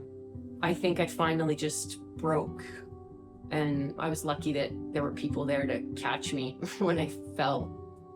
I probably spent about a year there, and with a lot of, you know, support from family and friends and therapists and my family doctor and medication. And there was a lot of pieces that were needed in order to get through that, because it had gotten to the point where it was so bad that I needed quite a lot of intervention. And again, just like my first pregnancy, I let it go. I let it go too long before I asked for help. So I feel so grateful that I have a wonderful family and a partner who's so supportive and kind of helped me get through all of that. I recharge my batteries and kind of feed my soul and my spirit and everything when I'm at the cottage in the summer. When I say cottage, I literally mean like a cabin in the woods, no insulation, no TV, no Wi-Fi. I've never been much of a meditator because my brain just won't stop, like it's still going. But I have since realized that you don't have to sit cross-legged and be thinking about nothing or trying to make your mind think of nothing for it to have the effects of meditation. And I think all of that just means you're absolutely engrossed in the moment, and so present. And that's what I get from my cottage, because you can't help but do that. You can't help but be in the moment when you have a chickadee eating out of the palm of your hand, or a chipmunk climbing up your leg and eating the seeds that you're holding, like, you know, right in your lap. Or the blue jays are so close because they're sitting on the porch that you literally see where the difference of the blue and the black and the white on the feathers go. The general population does not stop long enough to watch these things and to take in these moments that are so incredible.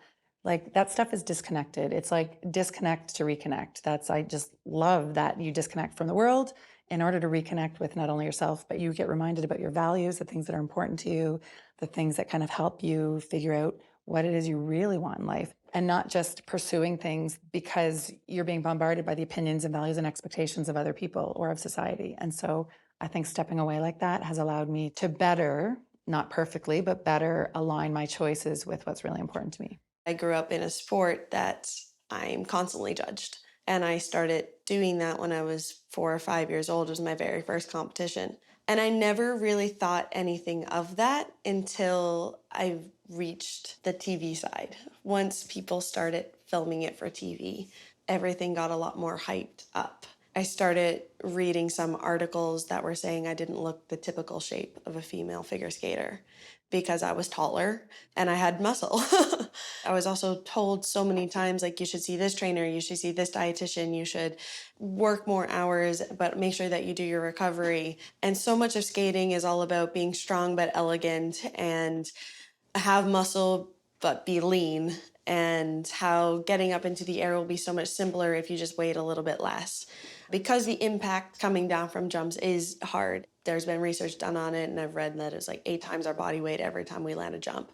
So knowing that if your body weight gets up, you're putting more pressure on the rest of your body, which could lead to more injuries. So it was just always so much talk around it that I didn't realize how much it was seeping into my own body and into my own brain until my last year of competitive skating, where I went into my first international competition of the season. I ended up winning it, and I had a meltdown in the stand saying that my legs were too big. Every comment that I've heard my whole life started creeping in more and more and more. And I believed it at that point. And I went and won a world championship, and I felt that when I was standing on the podium. And once I retired, I didn't have the validation of going to competitions and winning anymore. I didn't have the validation of going in front of an audience anymore. And social media started getting a lot more mean because I felt my body changing. I wasn't training 6 hours a day anymore. I wasn't focused on making sure my body was working the way it had to. I didn't want to go into a gym. And the more my body changed, the less I wanted to do everything because I started feeling more uncomfortable with myself. And then on social media, they were reminding me that my body was changing, that I was getting bigger, or I didn't look the way I did before, or that I was washed up already like a year after I competed. And it was only a comment here or there, but those ones stick out just so much, especially when they're already insecurities that I had. When it comes to a jump or a spin or a program that we do, it's just our job. If we do it bad one day, we can acknowledge that, no problem.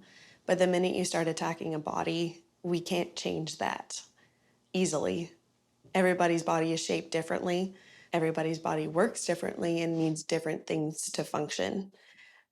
But unfortunately, the more you talk about it, the more it creeps in. And then the more problems come from that. Any female athlete, they probably can pinpoint a comment at least once that somebody in their circle made about their body that was not invited. So being called quadzilla or thunder thighs or oh, you're a beast when you don't want to be can play a role, can affect you. Women's bodies are so commented, policed, judged, evaluated excessively in all walks of life, sports, but just period, and made to be so much more than what they should be. It's a body. It does things, you know what I mean? You have one too. Being able to sort of shift the focus from what my body looks like to what it can do or what it does for me has helped. I recently found myself with both feet in the athlete safety sphere. It's been a tough journey, to be totally honest. I've suffered anxiety and depression over working in this space so deeply. I've sat with victims, I've sat with bystanders, reports where over decades, 17 attempts are attempted to report to organizational executives, coaches, staff, no formal investigations with, an independent investigation occur, no sanctions occur. I've heard directly from people that have suffered so much because of this. And then indirectly, so many of the patterns of abuse are the same. So everyone's experience is different, facing trauma and violence and maltreatment, but the gaps are very consistent across all sports. And so this is a really complex technical space, with privacy law, criminal law, employment law, athlete welfare, huge power imbalances on top of it all. As Vice President of Sport Development at Via Sport BC, Jennifer spent 4 years leading the design and development of Safe Sport, building a system mandated to investigate, adjudicate, and provide sanctions on issues of mental, physical, and sexual abuse in sport. There's been a lot of work done provincially here in BC.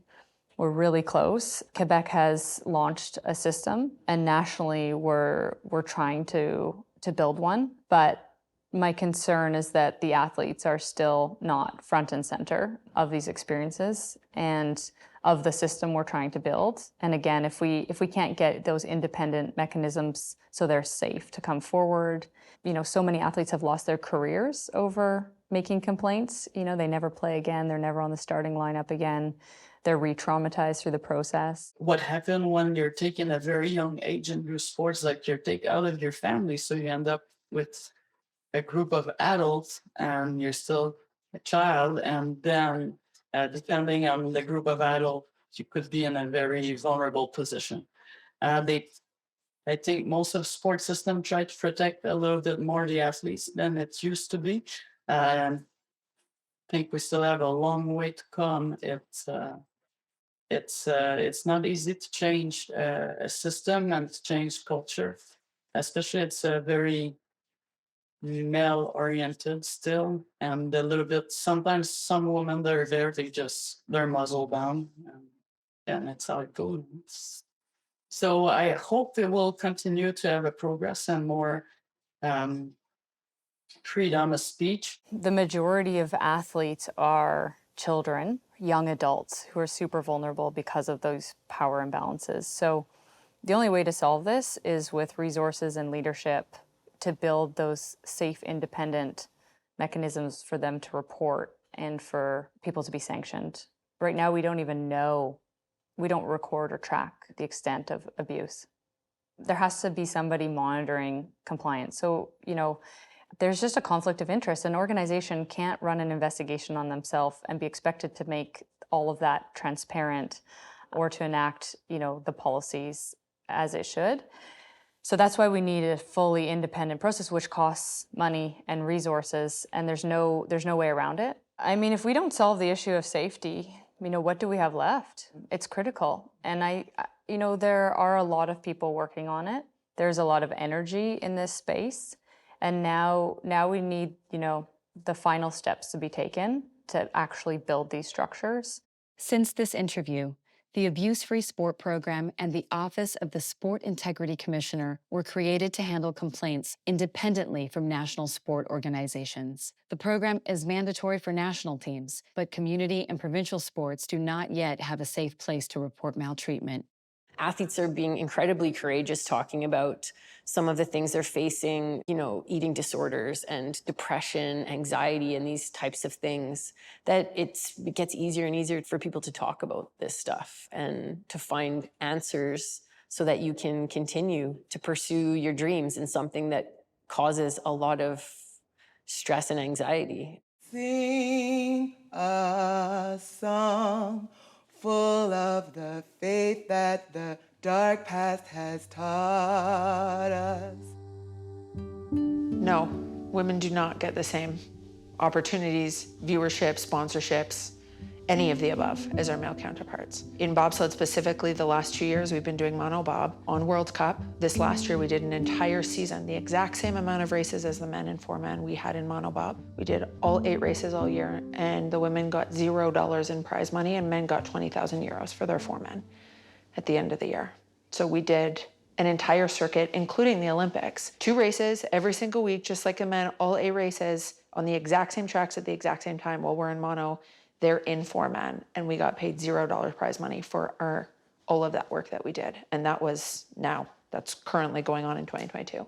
There is not equality in sport for women compared to men. Part of it is just having the conversation of why isn't my contract as much as my male counterpart's contract, despite us having the same results? And we race the same track on the same day, it gets the same airtime, the same exposure. So why am I less value in your company's mind compared to my teammate, my male teammate? It's not just the acknowledgement, it's not just the financial aspect, it's also through I've seen women go through injuries and mental health challenges, and they don't get the same type of support that the male athletes do. That's happened to me, it's happened to my female teammates, and it's just brutal.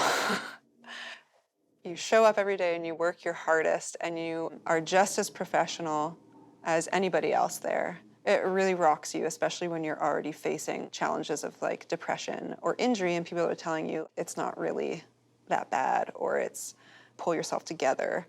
And then you see that when other people are injured, that it's taken more seriously or it's not as dismissed as quickly. Looking at 2010, I was much more aware of, well, that medals drove funding for the program. So it was things like I was aware that, you know, how I performed impacted how the team would potentially be funded that year or beyond. As a whole. Yeah, for sure. I was definitely one of the ones expected to medal. Like there wasn't just me. I didn't feel like I was holding the team on my shoulders, which was great. I knew there was lots of other medal contenders and a lot of other athletes that had expectations on them as well. When I was playing rugby for the national team, it was a pay-to-play model. And the men at the time, they would get stipends. So it was almost like I was paying to go on this trip and they were being paid to go on this trip. So my money, I might as well just have given to that person. Pay-to-play model in and of itself would be preventing some really great players from maybe having the opportunity to actually represent our country because they have to pay to go. And that's the part that I found really kind of atrocious. Like, we're representing our country, we're paying to do that. And that was more of a harder pill to swallow than at the time. I wasn't really thinking about inequities. It was only later that I found out that they got stipends. Like, you kind of are separated, so you don't know. I think it's getting better. Even with some of my own sponsors, I've asked that question and they've made amendments to my contracts because of it. It's difficult. It's always hard to be a champion for yourself, but realizing your own value and being brave, confident to ask others to appreciate your worth to the level that it should be appreciated. Curling Canada has been one of the organizations I've been very proud to be part of and who have supported us over the years, because it was 2 years ago, I believe. So just 2 years ago, though, where they changed the pay scale for the Scotties and the Brier to be equal. So it hadn't been equal until 2 years ago. And I was so proud they did it because, you know, that's advancing women in sport and showing that the value is there. I do have to give credit to internationally, like all the women that helped get bobsleigh to a World Cup, World Championship, Olympic event, because that takes a lot of grinding it out with nothing. I mean, they were self-funding all over the world, like finding old hand-me-down sleds, and the stories are crazy. I think they were giving cleaning products once as a prize at one of the races, but anyways, our speed suits were men's speed suits. They didn't fit us. It was like wearing a wind sock. And we had helmets that had been crashed in too many times. Like, once a helmet rattles, it should go in the garbage, and we just put them back on and off we went. Yeah, you get the whole women driver stigma. You get the whole, it's too fast, you're not strong enough, you're not skilled enough behind the sled. No one wants to watch the women crash or get injured. And we also weren't allowed on all the same tracks that the men were allowed on. It's demoralizing, it's demeaning for sure. Athletes that were in the sport before me spoke a great deal about some of the obstacles they had to overcome as pioneers in women's bobsleigh, just showing up at venues and not having a start house. We are spending just as much time and effort, and it could be said our, reproductive years sometimes, pursuing sport, and to not have the financial compensation that men have, to turn around at the end of the day and have sacrificed that much and say, I'm not actually sure how I'm gonna make ends meet, it's really sad. It's unfortunate. We had some phenomenal athletes: Heather, Moyse, Kaillie Humphries, Shelley-Ann Brown, Jennifer Cicchetti. And not only were they great athletes, they were wonderful women, phenomenal teammates that the men liked working with, sharing sled work. And all of a sudden, over time, the dynamic on the team started to change. And the more we got on the podium and the better we did, and that we carried ourselves in a way that we were about performance, it starts to change the opinion slowly. I don't consider us trailblazers, I think, because the women that came before us really had their work cut out for them. But I would say that we were the group that elevated the Canadian team to a point where there's national recognition and international recognition of our abilities as athletes and as the program's abilities. I think that's something to be very proud of. There's still a long way for our sport to go. The prize money isn't as significant as the men's. They finally added a second discipline for women's bobsleigh in the Beijing Olympics. They added monobob, but most of the women were pushing for four-man to be an event. And it's been a pretty long, uphill, hard-fought battle that still isn't over. For myself, looking at that next generation, I'm older now, I've had a career. What more can I do and what legacy can I leave so that those women don't have to fight as hard as as I did or Helen did or the women before us did? And how can we change the perception to understand that you can have it all? And we are big enough, fast enough, strong enough, skilled enough. We do have the ability to be here. We want to try to get women's hockey to a place where women could play the game, be financially stable, knowing that they could like support their families while playing it, not having to juggle both their sport and having a career on the side. And I think it's definitely come a long way. It's not, where we want it to be, but we just need more people to believe in us and our sport, and knowing that, us Olympic athletes and women athletes, hockey players, are really good at what we do. It is starting to equalize in certain sports, again, that maybe have more of the spotlight. But it's going to take us a really long time to equalize it across the board. And that's not just for being an athlete, that's in the workplace as well, as we know. We've come so far because of the efforts of so many, and so many in this country here in Canada as well, fighting to put women's sport on the map. Just last year, CBC devoted equal airtime to female and male amateur athletes, which it's more than just business, it's so symbolic. And that comes back to, again, we value you, we see you. And this is the same thing that we heard continuously, is that nobody's watching it, you're not as bankable, and so therefore we're not gonna show it. But, we know that's not true. Over the course of my 4 Paralympics, it's definitely improving. In a visual media, maybe there's concern about good visuals and what might be uncomfortable for people. So I think that some sports don't get televised as much as others, or some events within sports don't get televised as much as others because people don't view them as looking athletic, maybe. But it's still an incredible athletic endeavor, no matter what your disability is. And I think that's still part of a struggle that Paralympic sports have. So you will see more sports that mirror Olympic sports than ones that don't. I think it is growing and changing, and the exposure is happening, and athletes are getting more support, more sponsors. There's still lots of room to grow. And I think what's so great about Paralympic sport is just the stories. The stories are just fantastic stories that people come from all walks of life, all different kinds of disabilities. Some people like myself were born with a disability. Other people hadn't, acquired it through an accident. And just it's very unique, a lot of depth, a lot of texture. And I think you can see through how media coverage has been received, I think people really like it. It's kind of raw compared to maybe Olympic sport, which can be very polished. We haven't done a great job as a sports sector to make sport accessible to racialized communities. So yeah, there is a lot of work to be done, but the work is happening.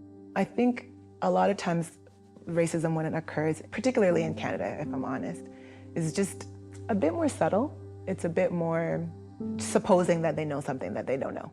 This term is flying around a lot lately, but it's applicable to microaggressions. Oh, you speak really well. Thanks. You know what I mean? But there was one particular incident where we were traveling to the Adidas factory because we wanted to go shopping, and it was Helen, myself, a guy from Monaco, someone from the States. So it was a car full of different nationalities. And we got pulled over, and we weren't speeding and anything, but we got pulled over, and the Austrian police officer, demanded our passports, but we didn't have passports. Or I didn't have my passport with me because that's not what we normally do. And so he looked in the back and saw me and got really irate and demanded that I show my passport. And everybody was like, well, we don't have, but we can show our driver's license. And I showed my driver's license, and he was like, well, what does this mean? This could be anything. You could be from anywhere. You could be from Ethiopia. And I was just like, I'm wearing my Canada jacket, showing you my Ontario driver's license. It's the exact same as my teammates, but it's a problem because I could be from somewhere else because of the color of my skin. I came out of the van, and I'm not a person who gets mad very easily or almost ever. I was so mad that I was mad to tears. and Helen, she just hugged me, and I just started crying, and I was like, I don't even know why I'm crying. I'm not sad, I'm just mad. And I haven't had many incidents like that. I'm happy about that. But going forward in sport, especially sports where there is there's a subjective nature to progressing or promotion. We just have to work really, really hard at eliminating opportunities for me to guess, if that makes sense. I don't want to have to be in the position where I'm guessing, is this because I'm Black or not? And so the more transparency we can have in systems, like we can put systems in place that eliminate that and make everything very transparent, it will help. It will help for athletes like that. People's awareness of Paralympic sport has improved, but I think generally a lot of people just aren't aware of what it is, the fact that it's highly competitive. I think a lot of, especially in my time, I saw a lot of people that just thought it was like, you know, oh, you show up, you get a medal, it's fun. It's more of a participation thing. And that's all good. Like, you know, sport is great for all levels and all participation type. But for us, that was not our goal. We were not just there to participate. We were there to win and to compete. And so that was always challenging to sort of come up against that attitude. I remember going to Norway, and to get into the bathroom, the door was not wide enough for your chair. It had a lip, like you'd think you were on a ship, to get into the bathroom. And then a bathroom about this wide, the door is there. And how are you going to access that bathroom? And who would choose that hotel and say, yes, your team can come to this hotel? So lots of times that things happen that maybe didn't have to and made it a lot tougher. But overall, understanding of what people in wheelchairs need is improving, and the questions get asked appropriately now. There's still structural things that people have to understand about what wheelchair athletes need, and you don't want to blow a shoulder just trying to get in and out of the building before you even hit the event and start to perform. And I've been in a wheelchair since 1984. So over the years, accessibility is improving tremendously. But there's still lots of places and lots of understandings that have to get better. The world is never going to be perfect for someone who has a disability. And some disability, you know, are visible, like a wheelchair user or someone who's missing a limb, so legs or an arm. When you're deaf or blind, it's like those are very more like the quiet disability. People don't even recognize something is wrong with us. And actually, there's also probably even more disabling disability because they affect your sense. Your vision is a sense, hearing is a sense, and nobody could realize or comprehend what it is until you live it. So it's like, even if they make big glowing signs, say the washroom is here, when you don't see, you still don't see. We need to rely on people to help us, to guide us, to figure out where's the washroom, to come back to the table, to find the team. How many times I was on competing and cannot find my own team because everybody has orange, yellow suit. And I end up sitting with different countries and they're like, oh, actually Canada is over there. And I'm like, oh, sorry, guys. So it's almost humiliating and embarrassing, but it's almost like a quiet disability. Disabled sport or adaptive sport is sport that's available for people who have some physical impediment to their way of living. So it's such a huge range of different people that adaptive sport is available to. It's a wonderful thing for people to have that opportunity, and so thankful that there's so many volunteers and other people that are willing to help create sport for the people who need it. It's hard to pinpoint one thing about adaptive sport, but I know, you know, for me personally, I use normal equipment. But for a lot of others, there's a lot of equipment needs. This is just an example. But sit skis or outriggers, and, you know, that is just not something that you buy at your local ski shop. Yeah. So, you know, I think the adaptive sports and adaptive programs are so incredibly important for so many. One, just that access to equipment. That's a huge enabler. Like, without it, a lot of people just literally just do not have access to the sport. But for me, growing up, I didn't even know Paralympic sport existed. So even just having that awareness that there's avenues for people with disabilities, that if you're a very competitive person and you love, ski racing, well, there's an avenue for you. So I think that's really important just in terms of awareness, spreading that so people know. Sing a song full of the hope that the present has brought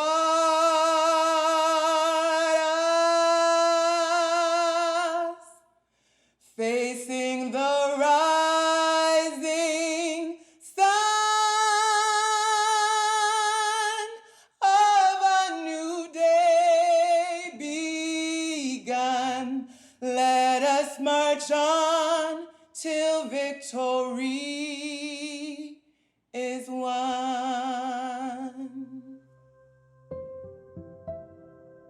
I was the first Black Canadian woman to win a medal at the Winter Games for Canada, so that was amazing for me to have that distinction afforded to me. And then I was inducted into the Ontario History Society, so that was fantastic.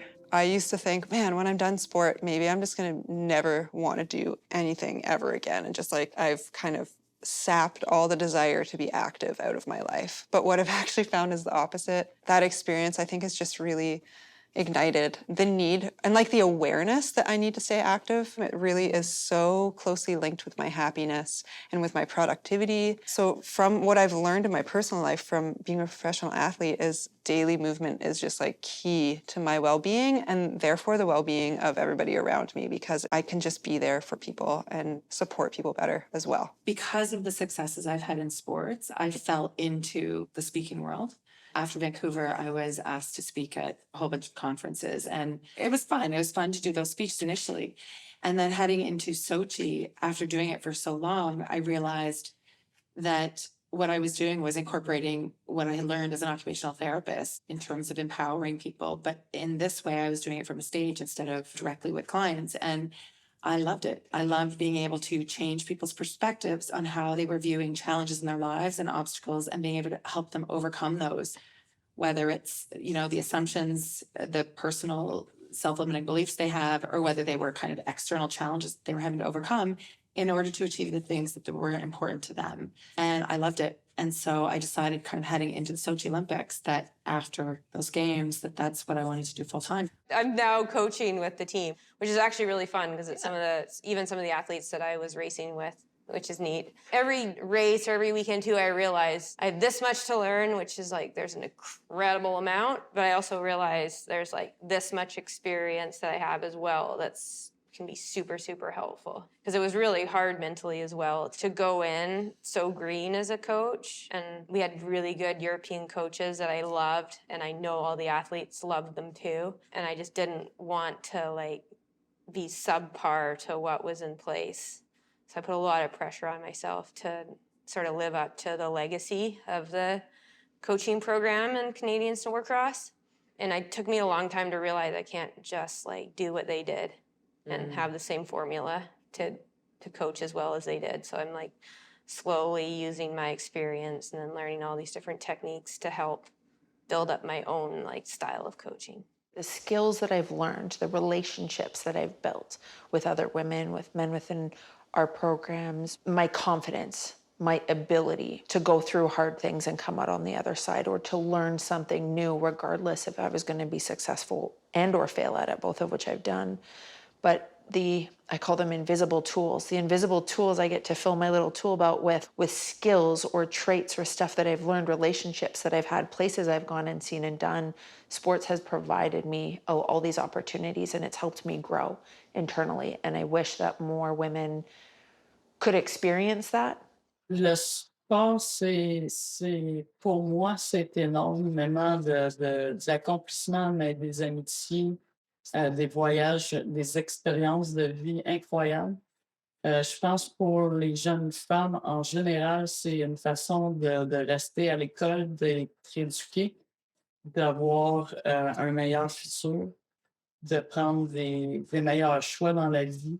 Je pense que le sport, ça amène tellement de choses, pas juste aux femmes, mais à tout le monde qui le pratique, ça t'amène de l'ordre, de la discipline, de respecter les règles du jeu, de développer des amitiés, puis pas juste avec des jeunes de ton âge, mais aussi avec des gens plus âgés que toi, d'aider les plus jeunes que toi. Fait que c'est, tu sais, vraiment le partage qui, à travers le sport, mais je pense que le sport, ça peut amener les femmes à avoir une meilleure éducation et à nous sortir de la pauvreté. I'm a huge advocate for girls to play sport and stay in sport. And it's the highest dropout rate. By 17, 70% of girls are done with sports. And I think because there's body image issues and there's confidence issues. So that's one of the big things that I'll speak about is just stay in sport and play. You don't need to be fantastic at it, but it's what you're learning, the confidence it's building. And I remember my dad, it was years before the Olympics, and he passed away when he was 62, so he didn't get to see us win the trials or the Olympics. But I remember him saying to me, you learn more from the losses than you do from the wins. And character shows itself so much more in a loss. So all through those years leading up to the Olympics, I really tried to look at those losses as valuable rather than as a negative and try to learn something. And he's right. Because the wins, you walk away and go, we won, it was great. But the losses, you can learn about yourself, you can learn about your teammates, you can be better from them. My dad once told me, be like water, and water always finds a way to get around, under, through, whatever it is. It will take its time. It could be years, but water is going to get through it. And so he just told me I was struggling with something, and he told me, be like water. So sometimes I think about being like water and just understanding like I can get there, and whatever is facing me, that I am resilient enough to withstand it. Going forward, yeah, I know I'm disabled, but it's never been something that I thought of being something that really holds you back. And I think that that was something that came from family that, well, this is what you got. So you make the most of what you've got and you continue on. That's the way life is, and you make it what you want it to be. So I think that's a trait that's part of the family. It certainly has served me well after the accident, and realizing that life is what you make of it, and you just keep going forward and doing the same things and everything that you possibly can. I'm definitely very determined. I'm very persistent, and I probably always have been. And that can be, stubborn as well. True, for sure. So it's perhaps a weakness at the same time. But yeah, I'm very determined. And if there's an end goal in mind, I'm very determined to make it happen. That one quality of stubbornness and persistence, it's been a mainstay of my whole career. It's a huge part of who I am, whether it's in sport or whether it's my master's degree that took a long time, but I still slowly chipped away at it. Just having an idea and wanting to follow through on it, I think I've always had that streak, and it's something that was just magnified, I think, with sport. I hope I'm able to give back in a way to girls who were like me, who wanted to be something or go down a path that isn't well-trodden, and inspire them somehow, to follow their own path. My most proud story that I ever did was the story of Black Swan, which was my last ever free program, the one that I got my medals at Olympics with and the ones I won Worlds with. And the story of Black Swan, I kind of incorporated the actual movie storyline, but also mixed in my own life with it. And it was the battle between the white and black swan, that the white, you had to be that perfect princess, the smile, the doing everything the exact way that she's told, which is the stereotype of figure skating and everything that I tried to show forever. And then the black swan was the rebellion and the wanting to be someone else still. For me, I dug my entire soul into that program to be able to show that is a battle within me every day, that I want to be that perfect person all the time, but I'm too tired to be that person. I don't want to keep fighting for it. And I just wanted to go out and have fun sometimes, which I did. I just really kept it quiet, and I hid it from social media and hid it from all my friends and my fans, and that is the story I'm most proud of. I mean, I'm probably most proud of the 2010 Games experience. I mean, there's lots of moments I'm proud of for sure, but that experience as a whole, not just because of the medals, even though that obviously was the outcome, but I know what it took to get there for all 5 races, to be consistent in every race. It's definitely very difficult. The pressures, the lead up, there was a lot to those games. So to sort of take all that and then perform, my best in every race, definitely was very meaningful.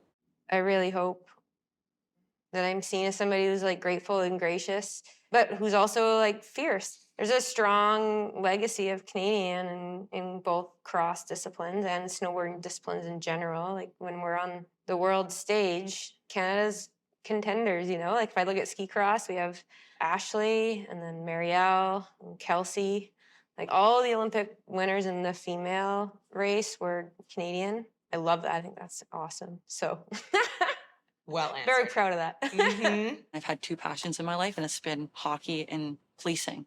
So to be able to do both and, you know, to work hard and to have a career that I absolutely love, like, again, I wouldn't change my life, my family, the sacrifices for anything. I really wouldn't. It's an honor to be able to be a role model for a lot of different people, whether they're, you know, little boys or girls or, you know, adults. It's very special. And I just look at myself as being Meghan. Like, I want people to know me as Meghan with the big heart who wants everybody to succeed. I think my perception of having fun is maybe different than other people's.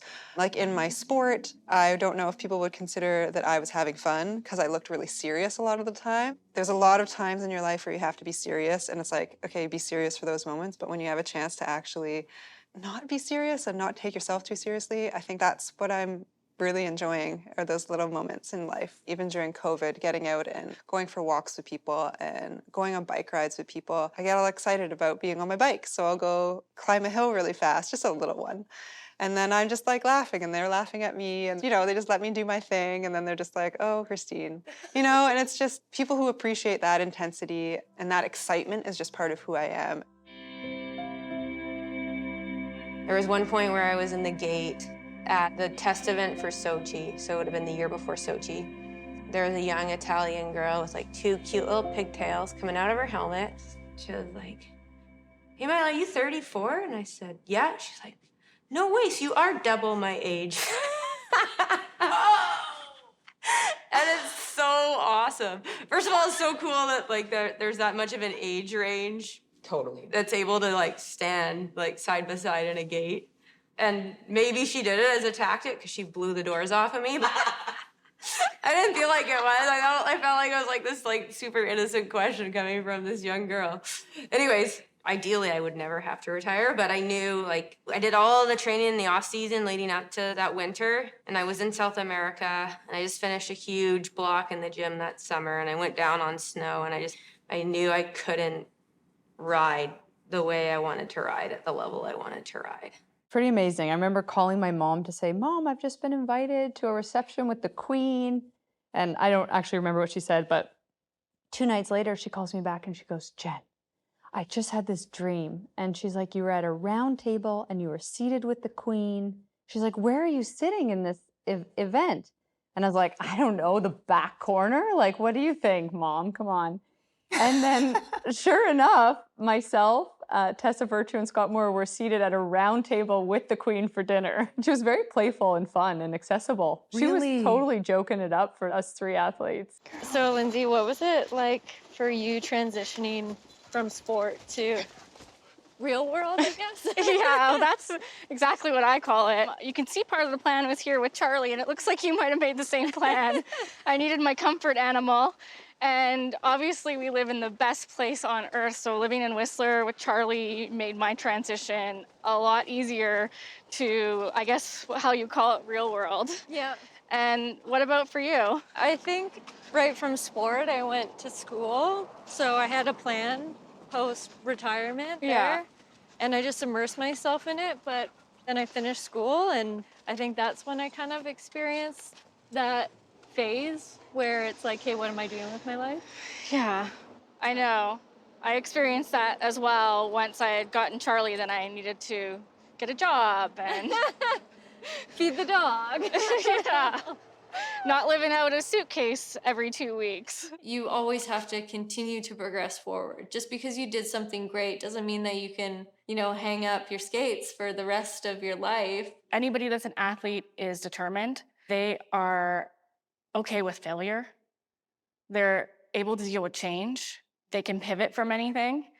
And they know how to recover quickly from a bad day. You don't win every day when you're an athlete. You lose more than you win, hands down. So you're pretty good about brushing yourself off the next day and getting back to business and saying, okay, let's reflect on what we didn't do quite amazingly yesterday so we can be better today. There's so much negative happening in this world. It's a lot easier to deal with life when you just view it positively and give people the benefit of the doubt. Maybe someone around me is having a bad day, but I'm still going to try to be there to lift them up.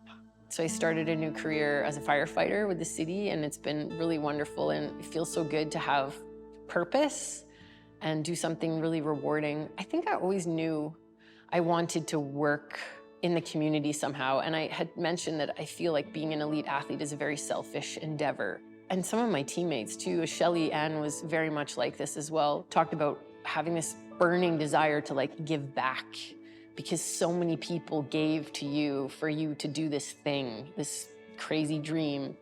And it feels nice to have a job where you get to help people every day.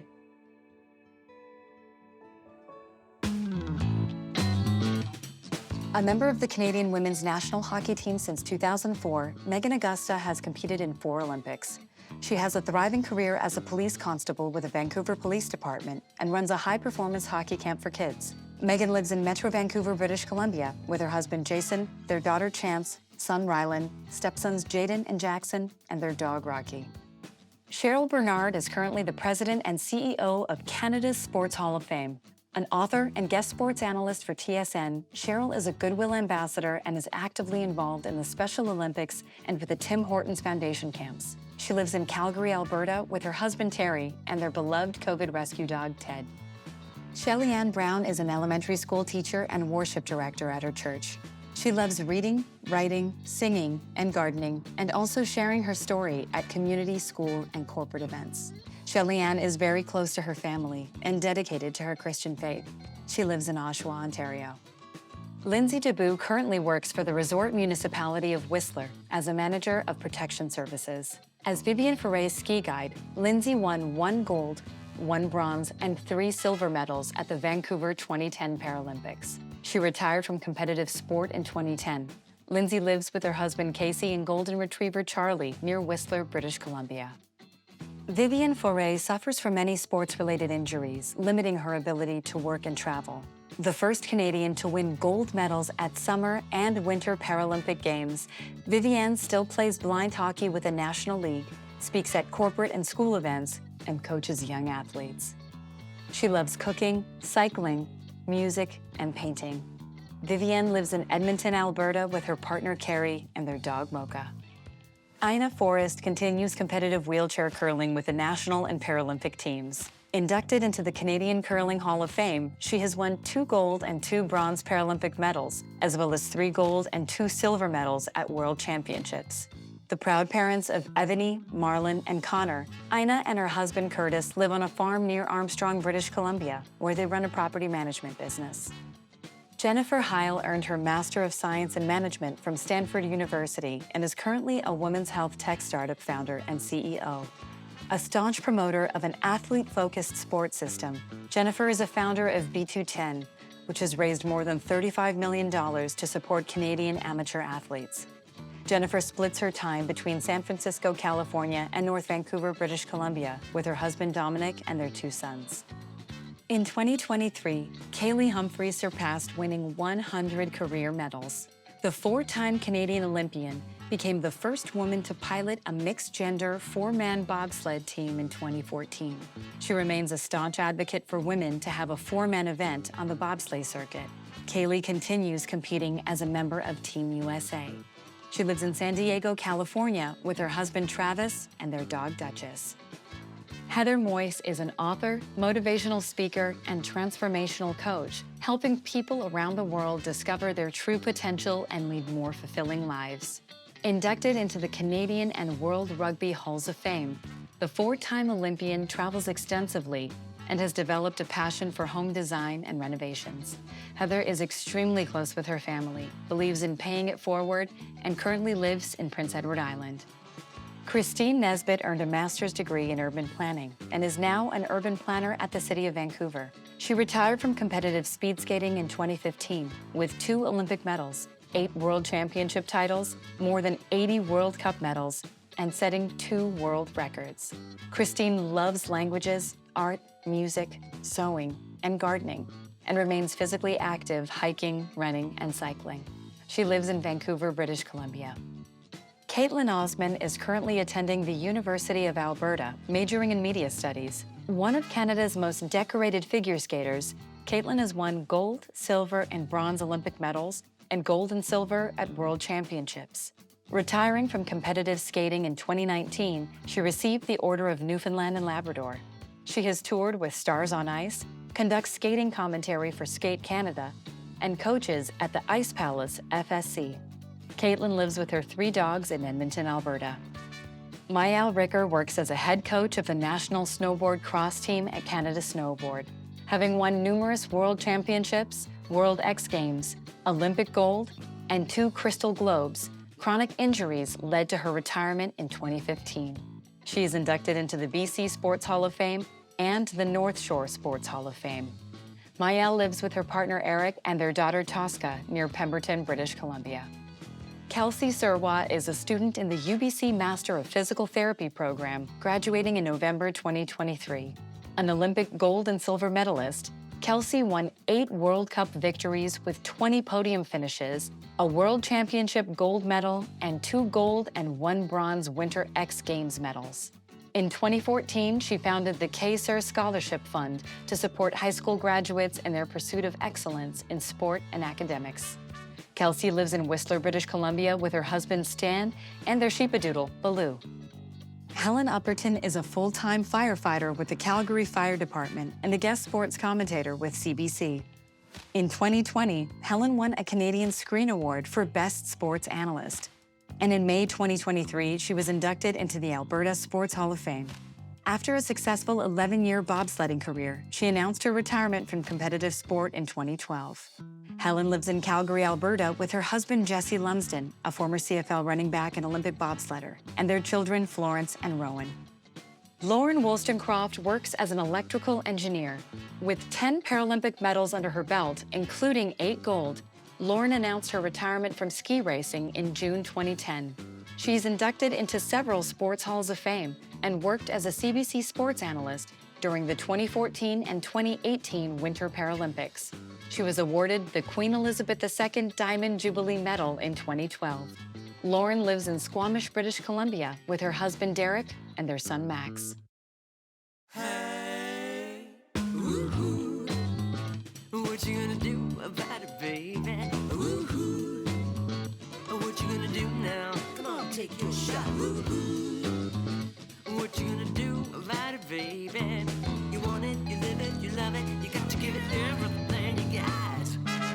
You say that you got a dream, everybody ought to have a dream. It all comes down to what you do to make the dream come true. 25 hours a day. You're a lean machine with a dream team. Everything to gain with your passion and pain.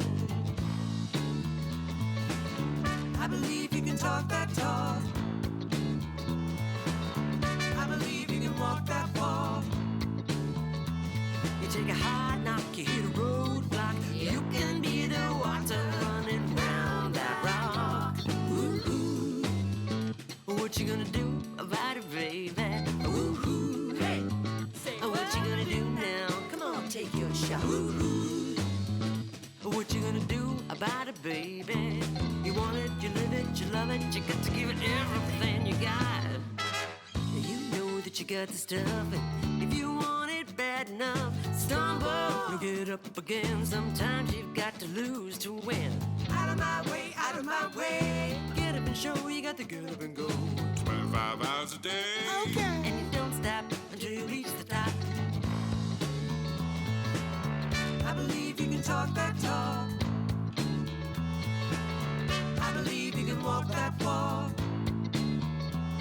When your heart sings and your feet get wings, ordinary people do extraordinary things. Oh, yes, they do. 25 hours a day. 25. Ooh, ooh. 25 hours a day. 25. Hey. 25. Working, working. 25. Working. 25 hours a day. Ooh, ooh. What you gonna do about it, baby? Ooh, ooh.